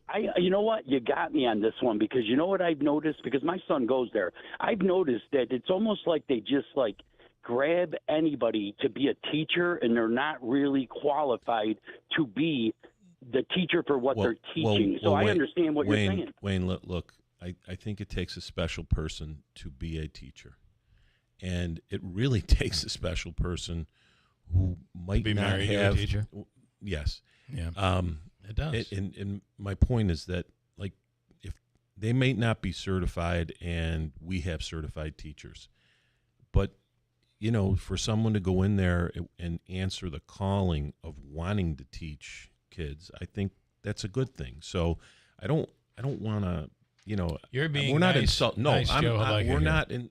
I would never insult anybody that was doing that. Can I say one of the problems with this, Wayne, is and because I do some of this work in writing about education and work with an education company, and I also have a father-in-law who preaches about this. The problem you have is when you take one student out of the classroom, you're taking that student that money and you're giving it to the charter school. And you're saying now you don't have to worry because we've taken that student away. You don't have to pay to teach that student. The problem is taking one student or a certain percentage of students away throughout a district is not. You can't hire fewer teachers. The heat isn't going to be. The heating bill is going to be the same. Exactly. The expenses remain the same for the school district, but they lose the money. That's why public schools have a difficulty with charter schools. Right. I've noticed that they don't hold these teachers accountable for mistreatment of the children. Oh, well, that's well, a I don't problem. know. I don't know anything about that because we never. I'm telling we you. don't I'm have telling any you. oversight. So now you of know. Yeah. I'm telling you. So now you know. All right. You know what the biggest game of the year is generally is Super Bowl? No, it's the Proctor versus the Science Academy basketball game and that tournament down at the That Nexus is a big, Center. yeah. That is like the show for all the kids, and it's wonderful to watch. So, All right. All right, Joe is being nice, Joe, here. Yeah. No matter what you say, Wayne. No matter what you say. Say goodbye, Wayne. Thank you. See you, Wayne. Thank you, guys. All right, man. But that is true. Their argument to you is, well, we've taken a student away. You don't have to pay for that student anymore. Mm-hmm. Yeah, you do. Yeah. So there are 3 kids fewer in a classroom. Where are you saving money? You're not saving. The school district will save no money whatsoever. Well, the other difference is that they can just toss the kid and send them back. That's right. Which And they can also pluck the brightest, and so it is what it is what it is, and it is a problem. But there needs you're to going to be, do nothing about there it. needs to be some adjustment in the way things are being done, because it's not fair that we're taking public funds and giving it to a private entity with no provision for oversight. That's the issue. Okay. All right. Obviously, anything you want to ask? We have like a minute left before we have to break. So here. is Notre Dame considered a charter school, or is that a whole different thing because it's a religious? It's not a charter school. It's a religious school. Right. Okay. But it's kind of the same. It is the same thing. But Catholic schools have been around for forever. The addition of these charter schools is what. And by the way, Notre Dame is very reputable as well. We actually have joined forces with them on certain teams and things like that. So it's not. Yep. We try. Let me take this call just quickly because I think it's related. Lisa, you're on with Joe Habaika. Good morning. Good morning. Hi, Mr. Habaika. Good morning. How are you? Good morning. I'm well, and you? I'm okay. Good. I'm one of the concerned parents where their child was affected by, unfortunately, the discarding of the Regents exam. So I just had a couple questions. All right, and I'm just gonna warn you, Lisa, we're coming up against a hard break. So if we have to break, which I'm thinking we're going to, we'll take you on the other side if you're still available, like about 8:08, if that's possible. Okay, but go ahead. Go ahead. I may not be able to answer some of your questions, and if I can't, then you're going to have to go with the first. Let's go with the first question right now. First question is, will the district be addressing the parents publicly within a forum at a board meeting? Well, we have a meeting coming up on the 22nd of July, and there's public comment, and if you want to come and address the board, with obviously the admin is in the room, so you're welcome to do that. Second question, quickly. What's that? You have a second question? Second question, has the administration gone to the New York State Regents or the Board of Education to consider asking for a waiver similar to that of COVID-19 for these children?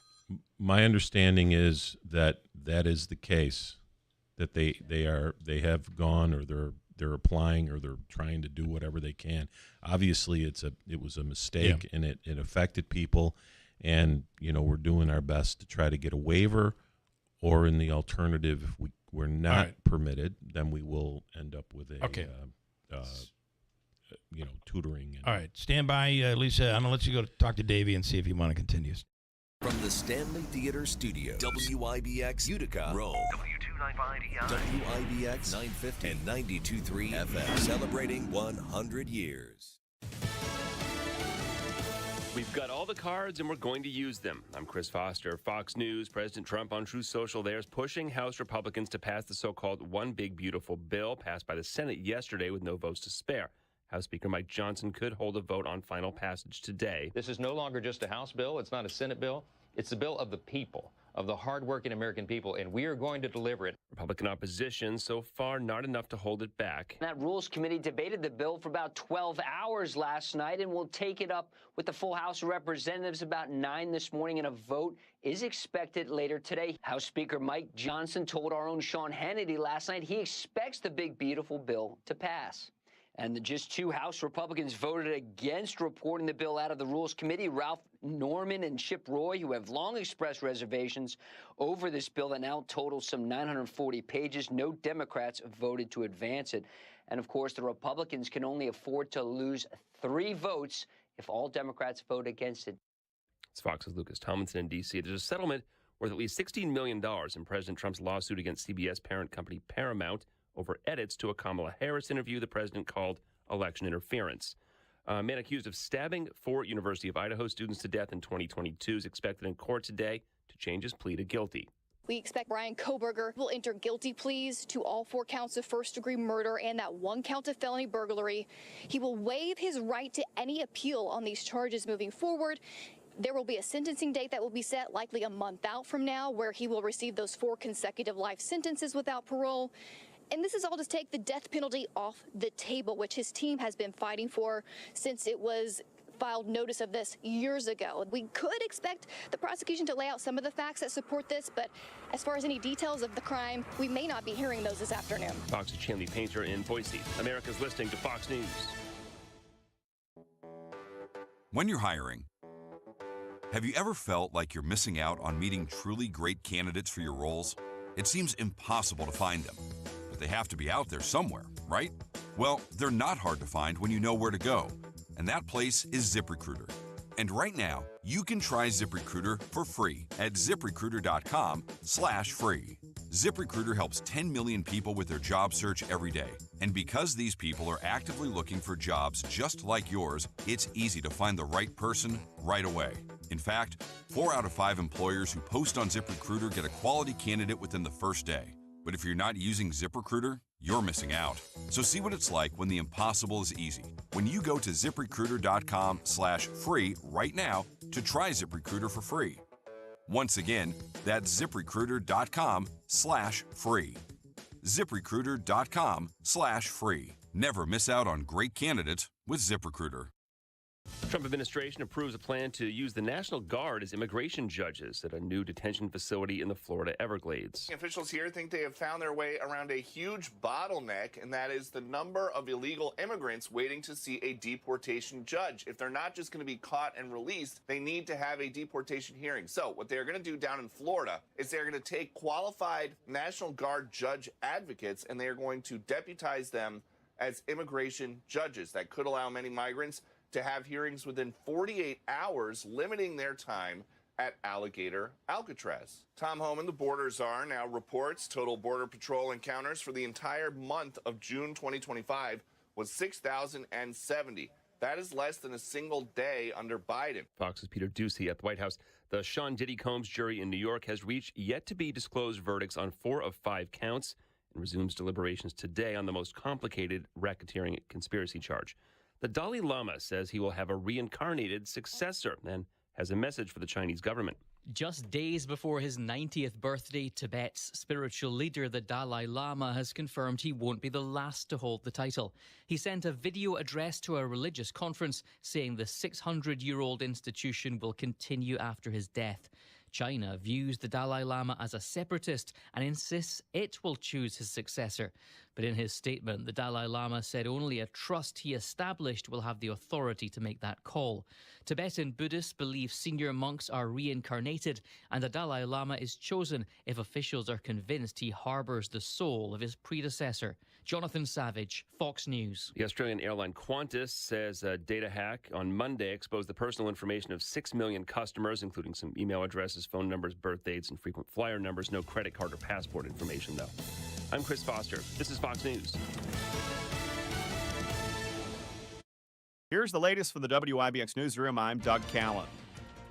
Central New York Congressman John Mannion is reacting to the big, beautiful bill passing in the United States Senate. Mannion, a Democrat, believes the measure will add trillions of dollars to the deficit and kick millions of people off health care. Mannion says the country needs a federal budget that is more honest and more responsible. The bill must still clear the House, will then be signed by President Trump. There were wires down, poles broken around the Village Green in Clinton yesterday.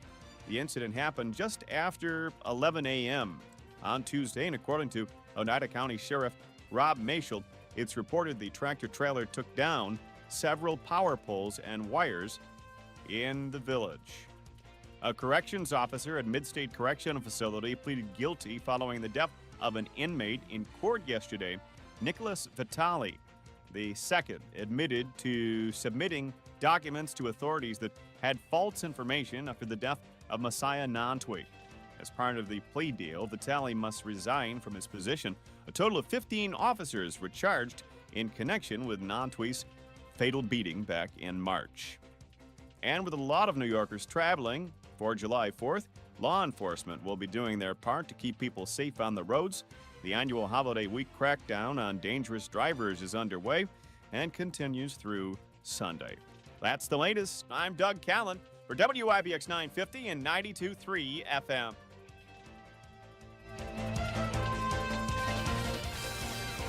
Most of us unscathed yesterday in terms of severe weather reports. There were some storms in the region. Now back behind this front, a beautiful day today. Off to a great start, great finish. Sunshine 83. Tonight, clear and this time of year, pretty comfortable. Low 60s, 50s in the North Country. A couple of showers, thunderstorms with the next front coming in tomorrow. No severe weather expected. And the best chance into early afternoon. Some sun later, 80. Sunshine on the 4th, 78. I'm meteorologist Ray Stagik at the Weather Channel, WIBX 950 AM and 92.3 FM. I'll tell you, we have plenty of sunshine out there right now, and 68 degrees at WIBX. Just a couple things in sports. Getting ready for the big weekend with the Mets and the Yankees going head-to-head Friday, Saturday, and Sunday. You don't care. The loser series. You're a Red Sox fan. This may finally be the series where these two teams kind of get back to... Someone's going to win, someone's going to lose. Their winning ways. They say. The Yankees were topped by the Blue Jays yesterday, 12-5 on Canada Day in Toronto. So you have the Yankees and Canada's Toronto playing, and this is coming at the heels of President Trump saying we're done, there's going to be more tariffs, and this tension has the Canadians quite active and rowdy. And you can imagine that was the case yesterday. Rowdy Canadian. The Blue Jays it's an oxymoron. beat the Yankees 12-5. New York is still leading the AL East after back-to-back losses and will continue its 4-game series tonight. The series opener between the Mets and Brewers postponed due to rain in Queens. The game will be made up as part of a day-night doubleheader that begins this afternoon at 1 p.m. New York is looking to, I think they've lost, 17 out of their last 19 games or something. It is a brutal collapse, and hopefully that will come to an end. And then I did want to mention at Wimbledon, Coco Gauff being knocked out. Also, Jessica Pegula was knocked out as well in the first round of Wimbledon on the women's side.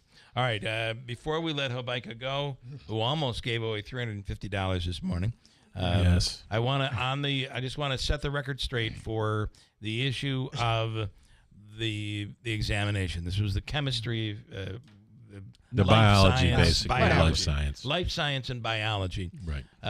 And this was the Regents. The tests were completed, and they did not get put in the safe, which is where they should have been. Yes, and a custodian threw them out, not realizing. Correct.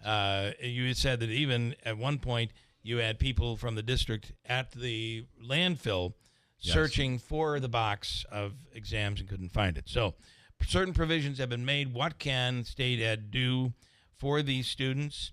And we did just hear from Senator Joe Griffo, who said his office has been working on it and will continue to as the day goes on. They're working with state ed, and I'm assuming you welcome that. Absolutely, and we also, our people are working with state ed. And what is the perfect outcome? Is that the perfect outcome would have been not losing? Yeah. Okay. I it's hard I think it's from a parental standpoint. If you think your kid got 100, you're going to be pissed, or like a super grade, right? Yeah. So now they got to do it again. You don't know whether they're going to do better or they're going to do the same. I understand all of that, and it matters because when you're talking about the upper echelons of your students, we had some the highest performing students. Our top 10, 99.96, and then the salutatorian was 99.94, and I'm thinking, who was the teacher that gave this person an A-? Yeah, right. That's right. So I am not giving you 100. I remember that time when I missed one question on a Regents, and I got a 98 instead of 100. So, not me, but I'm just saying in general. Yes. I'm just saying. So I understand, and I feel for the parents, and I feel for the kids, and frankly, I'm sure that whoever was actually responsible for those particular tests, and we don't know the name, so I wouldn't call them out anyway. But my point is that I'm sure they feel horribly as well. So it's not it's a bad situation. All we can do is take steps to try to positively impact it. See if we can get a waiver from state ed. Obviously Griffo's working on it. My understanding is Buttonshaw may be working on it. Okay. We have the district superintendent, which is Trish Kilborn from BOCES, involved. Chris Hill from BOCES is involved.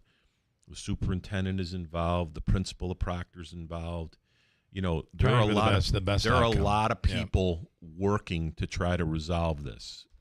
So it's a dual track, right? On the one side, you know, it's unfortunate, but we would do our best to try to get waivers. On the other side, if we can't get waivers and, you know, kids want to take, you know, they want to take the exam, there's going to be another exam offered. I think it might be in August.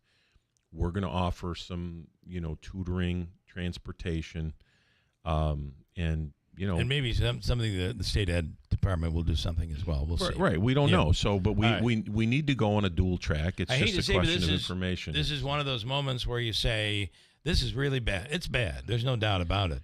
But it's done. Mm-hmm. And now you really have to focus on going forward. You gotta address, you know, you can, as my father used to say, go in a room, yell, scream, swear for a few minutes. Then when you're done with that, we got to figure out how to resolve or address this issue. Yeah. So, again, I'm not minimizing the anger, the nerves, whatever it is. Anybody would be upset. Right. I would be upset. Yeah. And so, as a parent or as a student. Yeah. Okay. Okay, we'll see how this resolves itself or gets resolved. It's going to get resolved. We just don't know how. Okay, all right. But we're working on it, and we're focused on it. And by the way, you were coming in anyway today. It just so happened this story kind of popped up, so worked out perfectly. I'm not, you know, I mean, again, it's an unfortunate situation. Okay. We feel badly. If Joe? the parents want to come in and, you know, to our board meeting and public speak and, you know, vent their anger, I don't have an issue. The administration will be there. A lot of people don't know this, but right along, Mr. Opie, you know where Joe lives, right along in that neighborhood, nobody gets more illegal fireworks than Joe Habaika. Oh, yeah. And, boy, that's not true. I don't believe. Listen, I remember. Park by his house. I happened to be at someone's. I happened to be at someone's house. They had one of those, you know, rockets that shot up in the air, and the thing fell over and fired right in under their porch. Ooh. So well, let me tell you, which we were all standing on. So I'm not a fan of them. I have learned the way to do it. They make these concrete pieces that are for chimneys, and you keep stacking them on top of one another, and all of a sudden, like Jenga, you have a chimney. And maybe having a couple of those around and then putting cinder blocks in to make sure the thing is absolutely secure, because if it isn't, it can be really bad. Go to Myrtle Beach and watch them shoot them off this week with the wind blowing. They'll go up in the air about 20 feet and then shoot right back at the people that just lit them. God. All right, you're not done yet because Lisa's back. Would you take her call? Sure. All right, Lisa. We have a second for you now, and you're on with the president of the board, Joe Habaika. Hey, Lisa. Did I lose you, Lisa? Davey, why don't you pick up? For some reason, you can't hear us. I hate to let you leave because I think she's going to call back. All right, Lisa, call back, and we'll take your call. Joe will hang for just a second here. And it is 8:15 at WIBX. Hey, it's Matt, your leaf filter trusted pro. Gutters are an often neglected part of the home. They're also one of the most important. Clogged, overflowing gutters can cause serious problems like foundation damage or basement flooding, which can cost thousands of dollars to fix. Let's face it, cleaning gutters yourself is not only a hassle, it can be dangerous. But when you get Leaf Filter, you'll never have to worry about cleaning clogged gutters again. Get started today by visiting leaffilter.com/radio to schedule your free inspection. If you decide to move forward, we'll professionally clean, realign, and seal your gutters before installing our patented stainless steel micro mesh system. Leaf Filter keeps out everything but the water. And it's backed by a lifetime transferable no clogs warranty. So you're protected for good. We're in your neighborhood and ready to help. Visit Leaf Filter today for a free inspection and estimate, and you could save up to 30%. Visit leaffilter.com/radio. That's leaffilter.com/radio. crime continues to go up, violence is happening in your neighborhood, which means you need something on you at all times. Byrna wants you to conceal everywhere you go. That's why they made the new compact launcher, touted as the world's smallest, less lethal pistol launcher. The same size as a smartphone, but with the firepower you need to stop an attacker in their tracks, without dealing with the mental and financial repercussions of using a firearm. Equipped with tear gas and kinetic ammunition designed to incapacitate an attacker for up to 40 minutes. The compact launcher is perfect for women who want protection but don't want to carry a firearm. And if you're traveling this summer, Byrna is legal in all 50 states. Byrna requires no background checks and can be shipped directly to your door. And Byrna is trusted by hundreds of police departments and government agencies worldwide. There's nothing more American than Byrna. They're manufactured right here in the USA. And from July 1st through July 7th, they're doing 10% off site-wide for the American people at Byrna.com. That's BYRNA.com. I went in for a regular prostate screening, and my lab results showed my PSA level were elevated. We repeated the lab test, and the second test came back elevated too. We did a biopsy, and the biopsy showed cancer in certain areas of Philip's prostate. Dr. Ba performed a prostatectomy at Wayne Hospital using robotic surgery to remove the cancer. We were able to cure him with smaller incisions, and he had a quick recovery. Since the surgery, all my PSA level has been normal. I am proof that early detection can prevent something far worse. I had been lifting something heavy, felt a tinge in my back. I also had some shortness of breath, but thought it was due to what I figured was some kind of muscle pull. I was wrong. The episodes of pain that Ray was experiencing were actually small heart attacks. The Wayne Emergency Department was able to provide immediate life-saving care to Ray's heart. If it wasn't for the amazing team at Wynn, I might not be here at all. I feel indebted to everyone who helped make Wynn Hospital a reality so I can get the immediate care I needed right when I needed it. Thank you for giving my daddy back home. This 4th of July, Fox News Radio is highlighting the contributions America's greatest athletes made for their country as we present Field of Valor, a Fox Nation special celebrating the bravery and contributions made by sports stars, both on the field and on the front lines. You won't want to miss these compelling stories this 4th of July with Fox News Radio. This Independence Day, don't miss the show airing Friday, July 4th at 8 a.m. only on WIBX 950 AM and 92.3 FM. Celebrating 100 years.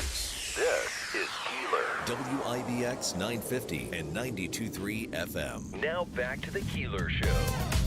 Well, good morning. It is 4th of July week, and a little programming note. We'll have a lot of 4th of July stuff and programming from Fox over the next couple of days, and we'll be back on Monday morning. Hobaika is the president of the school board in Utica.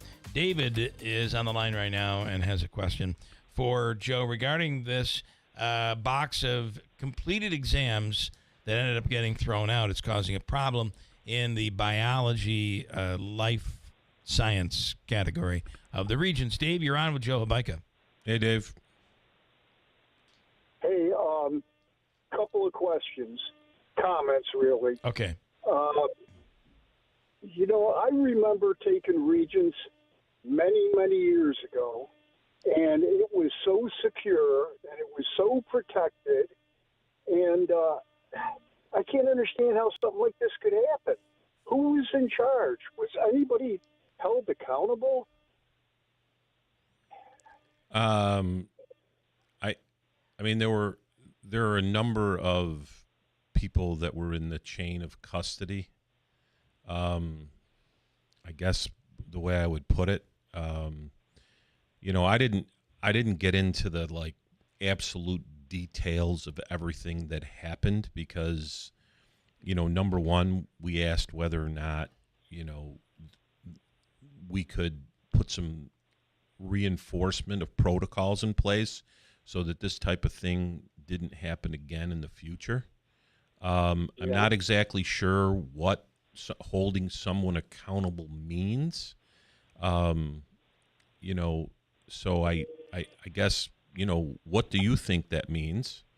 And the board, the board doesn't get to hold individual employees accountable because that is the purview of the administration. So tell me what you mean when you want someone to be held accountable. Well, I don't know. All I can remember is taking Regents long time ago. I mean, it was almost like you had to go through a metal detector to get in the room. And, it was so secure because it was Regents, state of New York, which is very, and I don't know, held accountable. Somebody should be disciplined or, I don't know. If it was me, they'd be canned. They'd be out the door. And by the way, I'm the jerk that dropped off the letter. All right. Well, number one, you're not. Yeah. Number one, you're I'm not a glad you dropped jerk. it off, yeah. You're not a jerk. Number two, a mistake was made, and in reality, a foreseeable action occurred, which was someone picking up a box, right, and discarding it. So, that is a potential action that could happen. Were they supposed to be put in a secured vault? Yes, they were. Did someone make a mistake? Yes, they did. Did something foreseeable, meaning, possible, happen? Yes, it did. It's almost like the perfect storm. Right. It's a horrible situation. I'm sure that whoever tossed him felt bad. I'm sure that whoever was responsible for him, felt badly. I don't think there's anybody that doesn't feel badly. The question that comes up at this point is, what do you do to try to, minimize the ramifications and the damage? And, again, I feel sorry for the parents and the kids. I feel badly for somebody who made a mistake that, everybody makes mistakes. Sometimes your mistakes end up out, on the busy corner, so to speak, which is one of these situations. The thing is, this was my grandson. Okay. And when he opened that up and read that letter, you should have seen the look on his face. Oh, I could imagine. I'll take that to the grave. Yeah. I'm sure he was very upset. Was he very upset because he had worked hard and knew that he had done a good job on the test? Or, and then on the flip side, you gotta spend your summer looking at biology, which, by the way, I took a second biology exam, Regents, because my mother was not satisfied with my grade on the first one. And then I had to be tutored all summer long so I could take it again, which I did. So, yeah. All right. Well, Dave, I understand that it's in this case, your grandkid, and you feel that the emotion that your grandkid feels, and you hate that. And you're entitled to feel that way. I like I said, I feel badly about it, and I'm not even one of the students or one of the parents. I feel badly because I can put myself in their place and understand the emotions that go through it, that you're going through. All right, Dave. I know you're not. This is not satisfying. However, it is what it is, I'm afraid. Well, I just want to bring it to your attention, and hopefully it'll never happen again. And, I hope not. I hope it never happens again. Yeah. This is bad. You people, you have a good independence. You do the same, Dave. Thank you, Dave. Thanks so much. Yep. You understand the frustration. I do. But I wish we had a situation where it was like really easy. And I was talking with my wife about this the other day. The kids, when they were little, it was so simple. Time out. Or, whatever you do to punish. It's like very easy. You get it done. You move on. And now they've grown up, and it's a whole different world. Yeah. Mm-hmm. So that's kind of it'd be nice if you could just, if there was a quick, easy, all right, you get slapped across the face, and it's over with now. You don't slap the kids. I think what Joe had said in so many words in regards I was talking about the person that left the box out, not the kids. Bad things are going to happen to us. Yes. And how we define ourselves is how we react to those bad things. Correct. Yes. Right? Yes. At the end of the day. Mm-hmm. All right, Joe, thank you. Thank you, Bill, for letting me come in. We'll be parked outside your house looking for fireworks. Joe's happy he's got $350 for fireworks. That's right. That is correct. I'm anti-fireworks. I know you are. I know. That's why I brought it up. Nice. Thank you, Joe. Thanks. Enjoy the holiday. Thank you so much. Quick break. Happy Independence. And Ryan Noble's coming up in a second on WIBX. This is TV's Dr. Travis Stork for Eggland's Best. Eggs are a staple in our diets, and there's only one egg with more delicious farm fresh taste, plus superior nutrition. Eggland's Best, with more vitamins, including 6 times more vitamin D and 10 times more vitamin E, plus 25% less saturated fat than ordinary eggs. Available in so many delicious varieties: classic, cage-free, organic, free-range, and pasture-raised. Eggland's Best. Better taste, better nutrition, better eggs.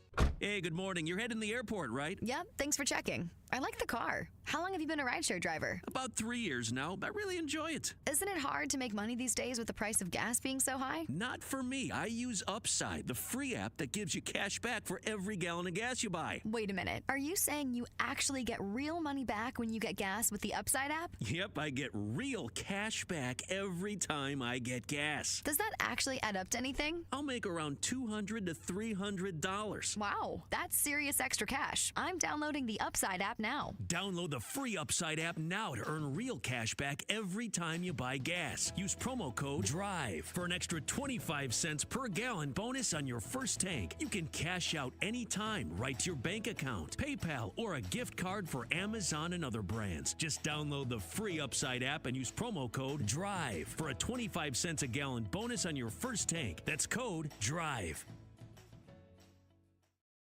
Tallman's Tire and Auto Service is celebrating 45 years of serving Central New York. Family owned and operated since 1980, they're proud to provide trusted professional auto care to our community. From brake repairs and New York State inspections to AC service and check engine light diagnostics, they offer complete auto service and repair. When your vehicle needs attention, you can count on them to get you back on the road quickly and safely. Save time and money. Schedule your appointment today at tallmanstire.com.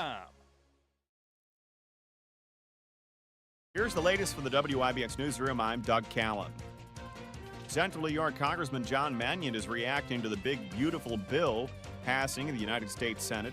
Mannion, a Democrat, believes the measure will add trillions of dollars to the deficit and kick millions of people off health care. Mannion says the country needs a federal budget that is more honest and more responsible. The bill must still clear the House, will then be signed by President Trump. There were wires down, poles broken around the Village Green in Clinton yesterday. The incident happened just after 11 a.m.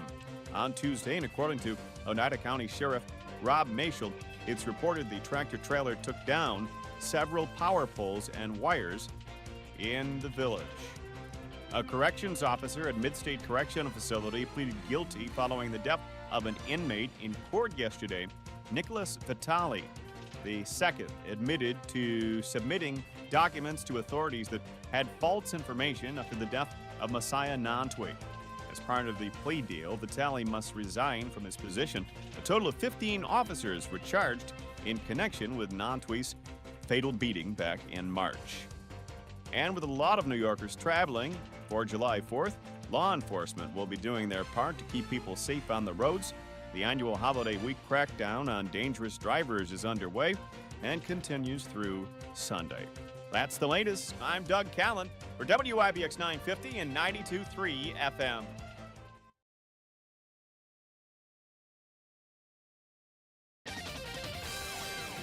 Most of us unscathed yesterday in terms of severe weather reports. There were some storms in the region, now back behind this front. A beautiful day today. Off to a great start, great finish. Sunshine 83. Tonight clear, and this time of year pretty comfortable.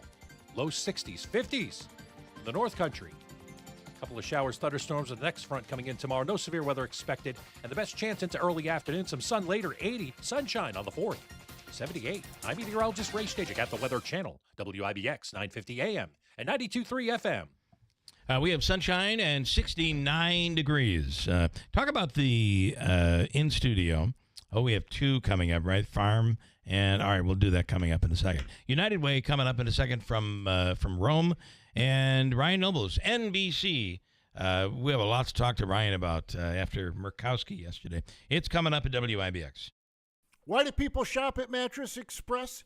Our guaranteed lowest price program. Bring in any locally advertised price on a mattress we carry, will beat the price. If within 90 days of purchase you see it advertised for less locally, bring it to our attention. We will refund the difference. Beautiful woodwork adds warmth and charm to any kitchen. But years of use can leave your cabinets worn and faded. When you call Enhance, we'll make your cabinets as good as new again in as little as 1 day for a lot less than you'd pay for traditional refinishing or replacements. Whether you want to renew your cabinet's original finish or completely change their color, just tell us the look you want and we'll help you get it. Or bring your hardwood floors back to life. With most Enhance renewals, you can use your floors again the same day. Plus, there's no mess, no dust, and no odors. Call Enhance today for a free in-home consultation.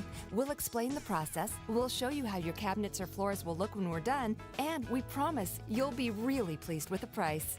And when you trust Enhance, you'll get the skilled workmanship and attention to detail we bring to every job. There's no obligation. Call us now at 738-1113. 738-1113. Millions of Americans take medicine like Ozempic and Zepbound. Many of them are overpaying by thousands of dollars a year. These GLP-1 medications for diabetes, weight loss, and more may not always be covered by your insurance, but GoodRx can help. GoodRx helps you save every month on prescriptions at over 70,000 pharmacies nationwide. Best of all, it's free to use. Check GoodRx to save on GLP-1s. Just go to goodrx.com/GLP. That's goodrx.com/GLP. GoodRx is not insurance but can be used instead of insurance, including Medicare and other federal and state-funded programs. Are you over the age of 55 and want to secure your wealth with physical gold and silver? Do you want to own physical precious metals inside your retirement account but don't know where to get started? We can help. We are Advantage Gold, the #1 customer-rated gold company in America with thousands of 5-star reviews. And for the past decade, we have been helping investors take their 401ks, IRAs, and retirement accounts and diversify them into physical precious metals like gold, silver, platinum, and palladium, tax-free and penalty-free. And we can help you too. Call us right now, 800-900-8000, and get our free 2025 Gold Investing Starter Kit, 100% free. It comes with a one-on-one masterclass on precious metals investing from one of our seasoned experts. Just call 800-900-8000 now and claim your free Gold Investing Starter Kit. Also learn how you might qualify for up to $10,000 in free gold and silver. Supplies are limited. Call us at 800-900-8000 or visit us at AdvantageGold.com. Past performance is not indicative of future results. Please consult your tax or financial advisor. Call us at 800-900-8000. Keeler in the morning, Keeler in the morning. This is Keeler in the morning. WIBX 950 and 92.3 FM. I have some comments here for you, Tim. Let's see. Mr. Reed does a great job. Oh. I think that's pretty good. Yep. I like it. My text got through. LOL, garbage people. Doesn't the school district recycle? Lance and Lee. Oh. So why wouldn't Wayne send his kid back if it's so bad? Lance and Lee. I think it's a very admirable job that Mr. Abaika has done leading the school board out of the situation it was in. Hopefully he doesn't pull a Tom Brady and stick around too long. Oh. Life's too short. One season too long. Life is too short to deal with the BS. That's also Lance and Lee. As an educator, I can't believe this could happen. Sue in Utica, as you would not leave the building until your given amount was returned to the office. The administrator overseeing this should be let go. Maybe like Andre was not on the same page as the superintendent, this person really is not on the same page as anyone. Sue in Utica. And then Larry in Whitesboro, they have just set a precedent because a teacher or custodian can do it next year, and they don't have to worry about repercussions because they didn't do anything this time. That's Larry in Whitesboro. I'm not sure about that. I think if this were to happen again, right, you would find that heads would have to roll. And you don't know what the repercussions were specifically for those folks anyway. I mean, it's obviously there's going to be. Yeah. And here's the other part of this. Joe's not going to get into that. If it wasn't for second chances and third chances and fourth chances Look and at fifth you. chances, where in the hell would I be? Yeah. It would not be good. Thank God for Allison. Sue Laterra is the president and CEO of United Way. And good morning. Good morning. Thanks for having me. Thanks for coming in. So I know you guys have just put out a new strategic plan. Yes. So you get that. That's perfect. Yeah. And, you know, this is probably the most important with everything going on. You have all these extremes. And look at what's happened in Rome and now recently. Yep. What's the plan? How do you move forward and be a part of all this? You know, so we spent a good amount of time gathering data to create this strategic plan because we wanted it to be rooted in what the community tells us that they need and the most urgent needs of the community. After we reviewed that data, we were able to condense it down to 3 major impact areas: health and wellness, economic stability, and community responsiveness, all deeply embedded within the philosophy of collaboration. You know, United Way of the Mohawk Valley recognizes that we alone cannot solve any of these issues. Rather, if collectively with other entities and agencies, hopefully we have a shot at doing that. So we are very focused on, having a collaborative spirit. But one of those impact areas, community responsiveness, came from last July's tornado. Yeah. And we really had to be reactive, which is not a great way to do business. So we said, okay, how can we create something so that we can be proactive and support the community? Because our weather experts were telling us that, these weather trends are going to continue. And, less than a month after we finalized the strategic plan, we have this next, storm that occurred. So that's something really important to us. We worked closely with emergency management to create a plan, a disaster relief fund, so that we can be proactive in that effort. And you do worry that this is going to happen more often. Sure. And whether it be flooding or tornadoes or that just some sort of a natural disaster, it is happening more than we're used to. At least we're in a cycle that's like that right now. Yeah, absolutely. And so we have to be prepared, and we have to figure out how we can help the community respond. And, and in particular with this last one, with the flooding, what was so damaging is most people don't have flood insurance. Right. And if you're in a flood zone, you probably can't afford it anyway. So there was significant loss for people, significant financial loss. Yeah. You guys represent Oneida and Herkimer and parts of Madison as well? So we represent Oneida and Herkimer. We do some programs out in Madison. We run our 211 in Madison, our housing, and a transportation program, Ride United, out in Madison. A little history on United Way here locally. It goes back to 1921. 21, I believe. It was originally the Community Chest. All United Ways were the Community Chest. Parker Brothers took that away, probably, with Monopoly. Yeah. I knew it. Yeah. They own the name now. Yeah. United Way's always been known as being the hub of bringing groups together. And that's why this strategic plan is so deeply embedded in collaboration. Yep. So whether it's helping to provide volunteer groups or, collaborating with other agencies for funding or direct service work, those are the things we're focusing on. And then can I ask you, are these things that this is your strategic plan? Correct. So now you take this and begin to implement it. Yeah. When do you feel that, is it the type of thing where you'll be fully engaged and ready at a certain point in time, or is this? We're already in it. Yeah. We've already certainly got a good test run last year. Yes, yeah. And we've really started the process. We've got metrics set up and measurables, and we're going to really test ourselves and make sure that we're holding true to what we said we would do. Yeah. If this was a team effort with our board of directors, our staff, myself, and the community. We pulled data from 211, and also we sent out surveys to community partners, to community members, tell us what you need. Yeah. Not a lot of huge surprises, but it reaffirmed what we already thought. What do we need? What do we need from the United Way? The greatest need in the community is in housing. The homeless population is really growing more. Food insecurity, transportation, and mental health. Those are really the most critical issues right now. What is childcare on your radar screen? Because I think that's a huge problem. Childcare is not really the space that we're in. I think that we could support other groups doing that work. But no, we're not a direct service provider really deeply embedded. We are in the education space. We're working with local school districts in coordinating for this upcoming school year, getting food into kids' hands for all the school breaks, because they're getting their breakfast and lunch at school, but when they're on break, a lot of them don't have an option. So we're working closely with the food bank and having food and backpacks for them for that entire break. And that could become more important if the federal funding doesn't. It's been delayed, and we don't know what's going to happen. Well, we run a program called Emergency Food and Shelter, and that funding has been on pause now for several months with no real end in sight. And that's money that we pass through directly to food pantries that's gone. All right. Okay. Anything else you want people to know? We always need funding. We need support. We need donations. Yeah. That can be done on our website, unitedwayMV.org. Or by So calling. easy to give today. It's like very easy. You can do it right on your phone. Click, and you don't even feel like the money's coming out of you. It's just click away. Absolutely. All of a sudden, No, packages coming to your door. Giving to the United Way. I will also say no donation is too small. Yeah. It all adds up. Okay. We're grateful to our All partners. right. Good stuff. Thank you so Thanks much. for having me. Good to see you guys. Good to see you.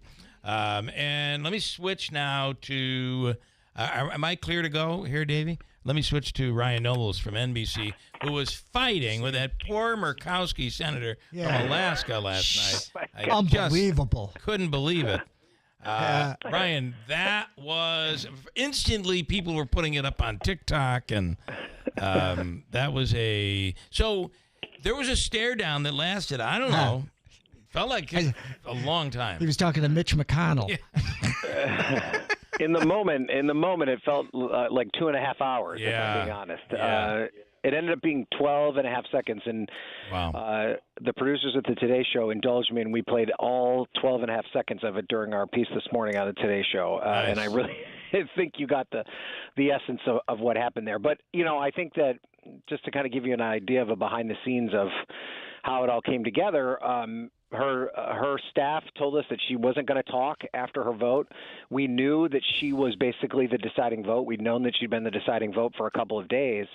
So she was our top target. Yeah. We needed to get her more than we needed to get anybody else in the Senate. And there are certain parts of the Capitol where we're allowed to shoot video and parts where we're not. And she came off the floor of the Senate, where you're not allowed to take video, and did a pretty extensive gaggle, we call them, with a whole crop of reporters. But that didn't really serve our function. We needed to get her on camera. Yeah. So we basically followed her down into the basement of the Capitol, and there's a tram that runs between the Hart Office building and the Capitol. And she got on one end of it, and we got on the other. And when we got to the end of the tram, we popped out and talked to her. Love it. And she did not want to talk to us. She told me, but we didn't. This part's not in the video that we shared. She was like, I've already talked about this. I explained to her that we needed her on camera, and then I asked her the one question that I think everybody was asking is, why did you make a decision here to help Alaska at the expense of the rest of the country? Because she had admitted that the rest of the bill was not great, and that she didn't want to support it. She said, in your interview, she said there would be people around the country that are hurt by this, but I had to take care of Alaska. Right. And, she only answered the one question, but she said everything we needed her to say, and it just required me enduring a bit of a stare down from her. And I've known her for a long time. I've covered her for a long time.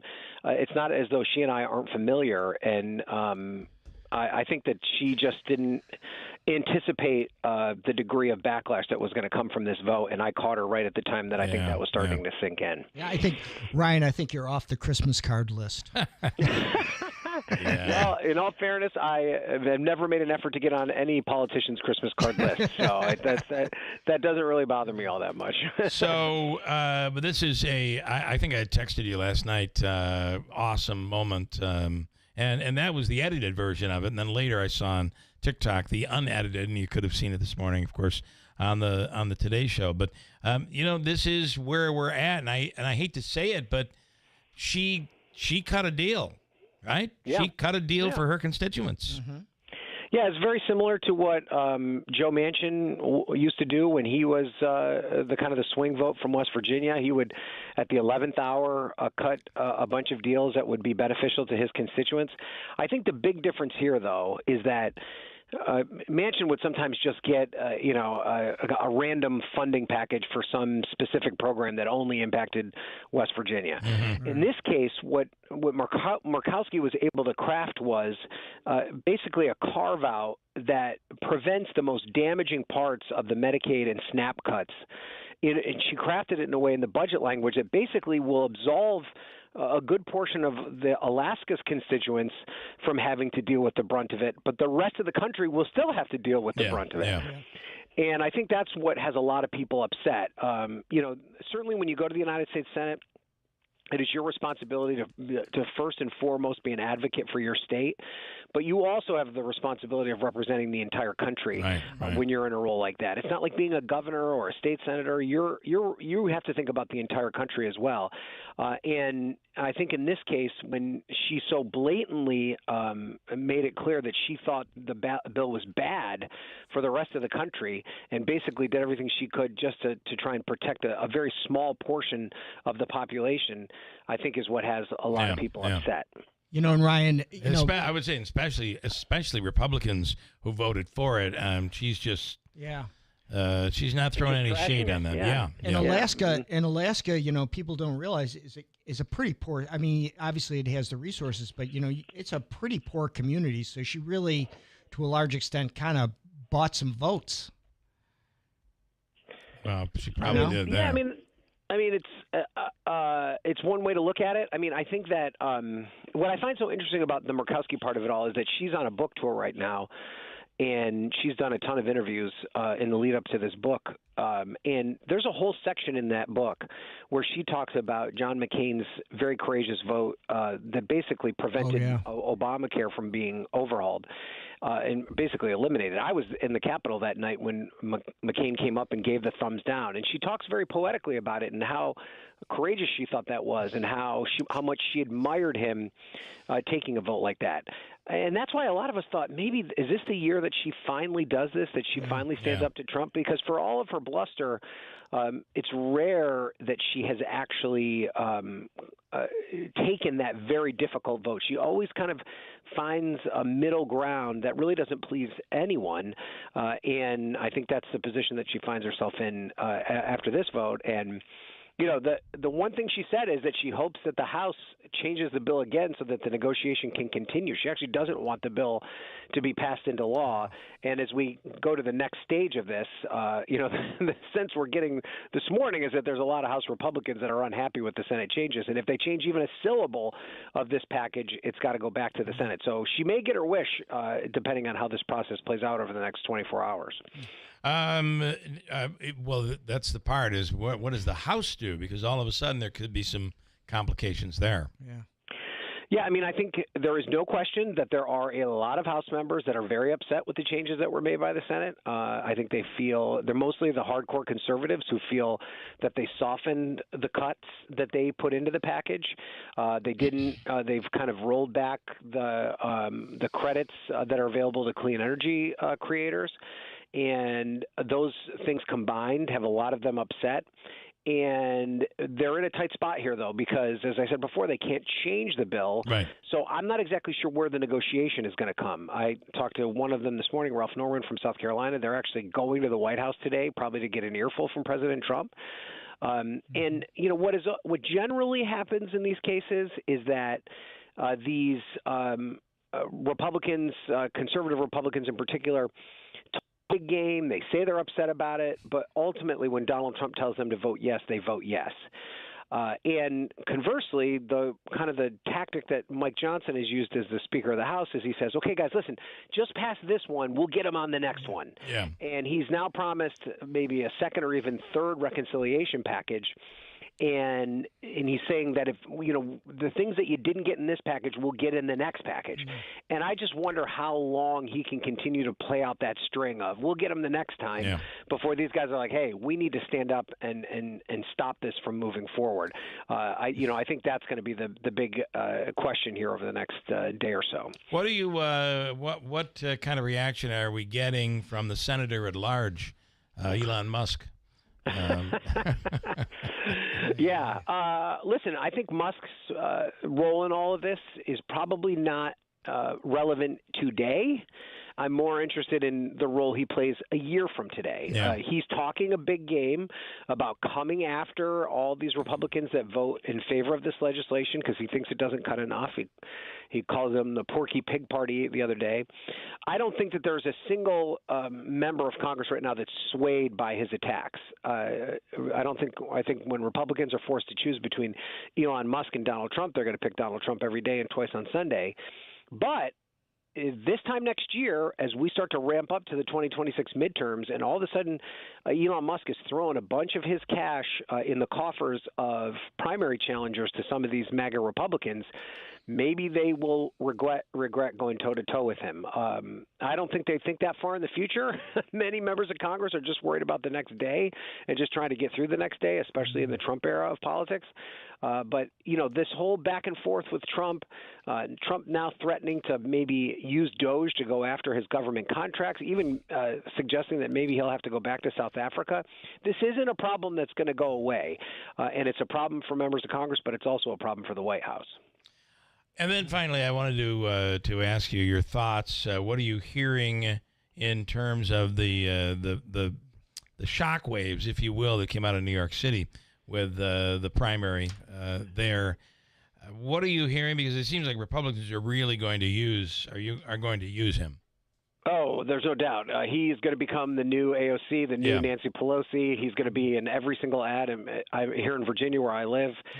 There's a governor's race this year, and they're already trying to tie Abigail Spanberger, who's the Democratic candidate, who's about as moderate a Democrat as you can be, former CIA officer, trying to tie her to the Democratic Socialist that's running in New York. There's no doubt that Republicans see an opening here, and I also think there's clearly an opening for Elise Stefanik as she marches towards the gubernatorial nomination. I think it helps her in two regards. One, it gives her a kind of a boogeyman to run against statewide, especially in upstate New York, where I'm sure where you guys live, there are people who are raising their eyebrows about his election.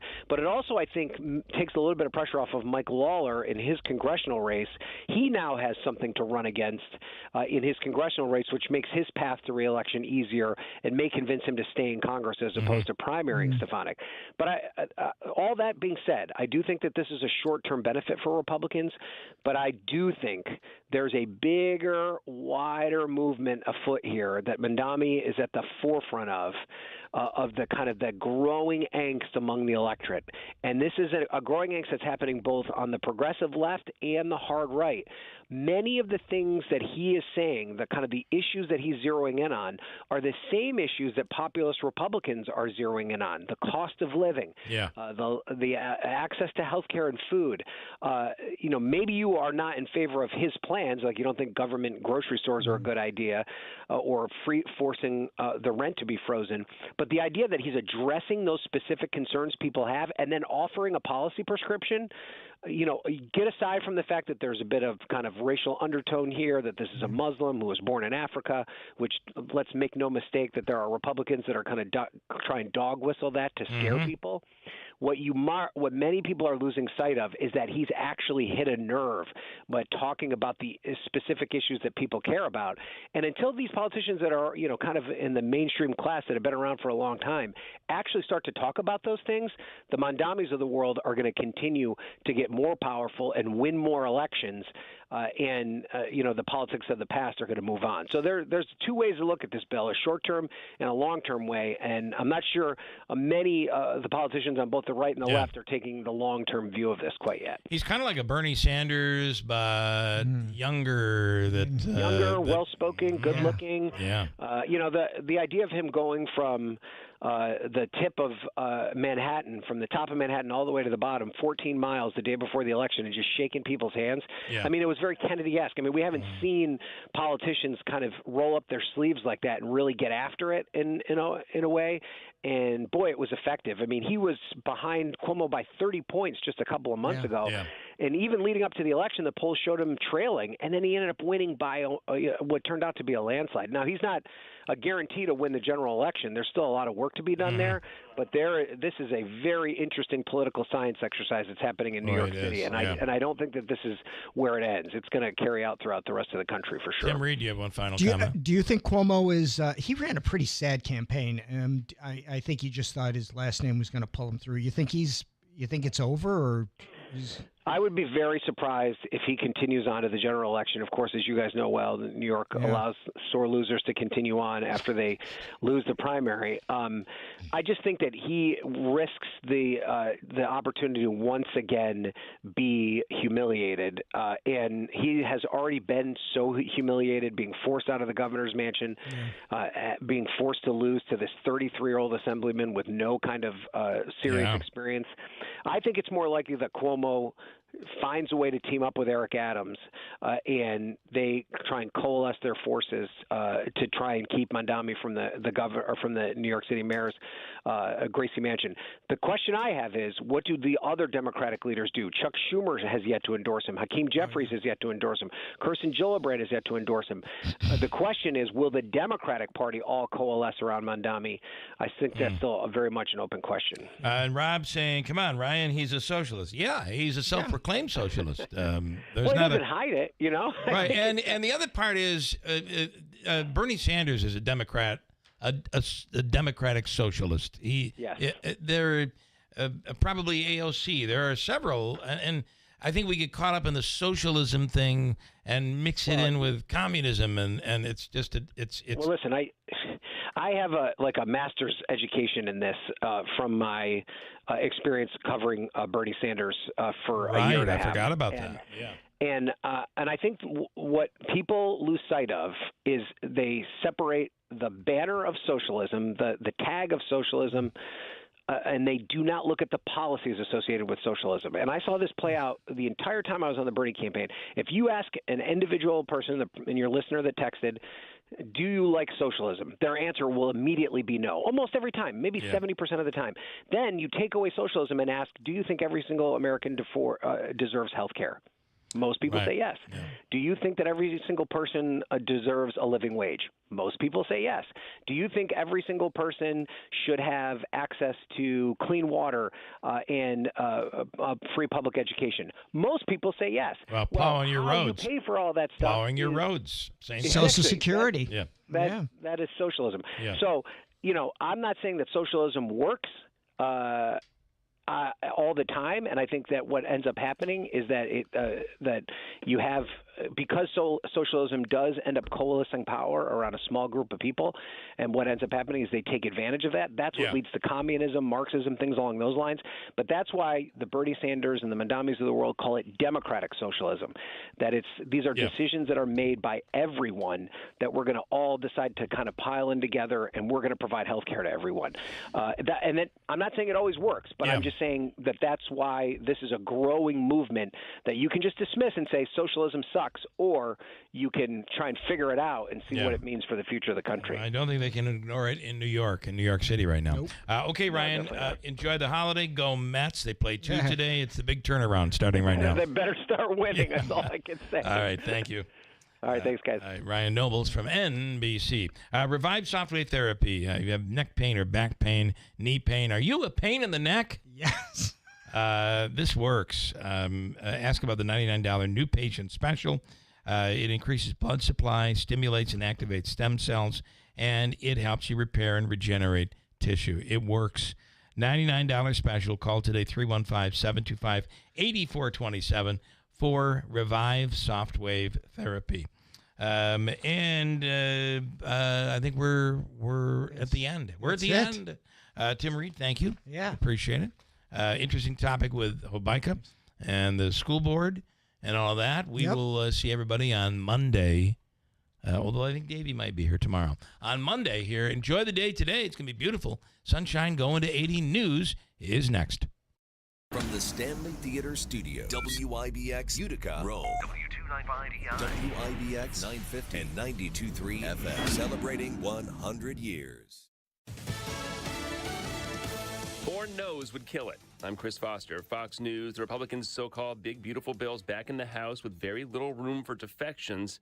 With no support from Democrats, a final vote could happen today. So now the Senate has sent their version of the bill. It's very heavily edited to the House. We're expecting them to begin deliberating. Speaker Mike Johnson and House Majority Leader Steve Scalise say that they're optimistic about this, but Johnson admits that the Senate changed a lot more than he anticipated. 85 to 90% of this bill is the House-generated product. The Senate made some modifications to it. They made it more conservative in some places and moderated it a little bit in others. The newly amended bill has fiscal watchdogs like Committee for a Responsible Federal Budget warning this bill adds $5.5 trillion to the national debt. It's Fox Business correspondent Kelly Saberi on Capitol Hill. Elon Musk, in a post on X, calls President Trump's comments about him wrong and disappointing. The president says Musk opposes the tax and spending bill because it ends electric vehicle subsidies. Musk says no, it's about the added debt. There's a response from Ukraine to a U.S. decision to stop delivery of some military aid. Ukraine is warning the United States that any slowdown in the flow of weapons would only make Russia more confident. The Ukrainian Foreign Ministry says while they are grateful for American support, any delay would only encourage the aggressor to continue the war. The Pentagon has halted some shipments of air defense missiles and other munitions because of concerns that stockpiles were too low. Russia has intensified air assaults in recent weeks. The Kremlin today saying the fewer weapons that are delivered, the sooner the conflict will end. Jonathan Savage, Fox News. Court's back in session at the Sean Diddy Combs sex trial in New York City, with jurors resuming deliberations on the most serious racketeering conspiracy charge. They say they've reached verdicts on the other 4 charges. We do not know what those verdicts are.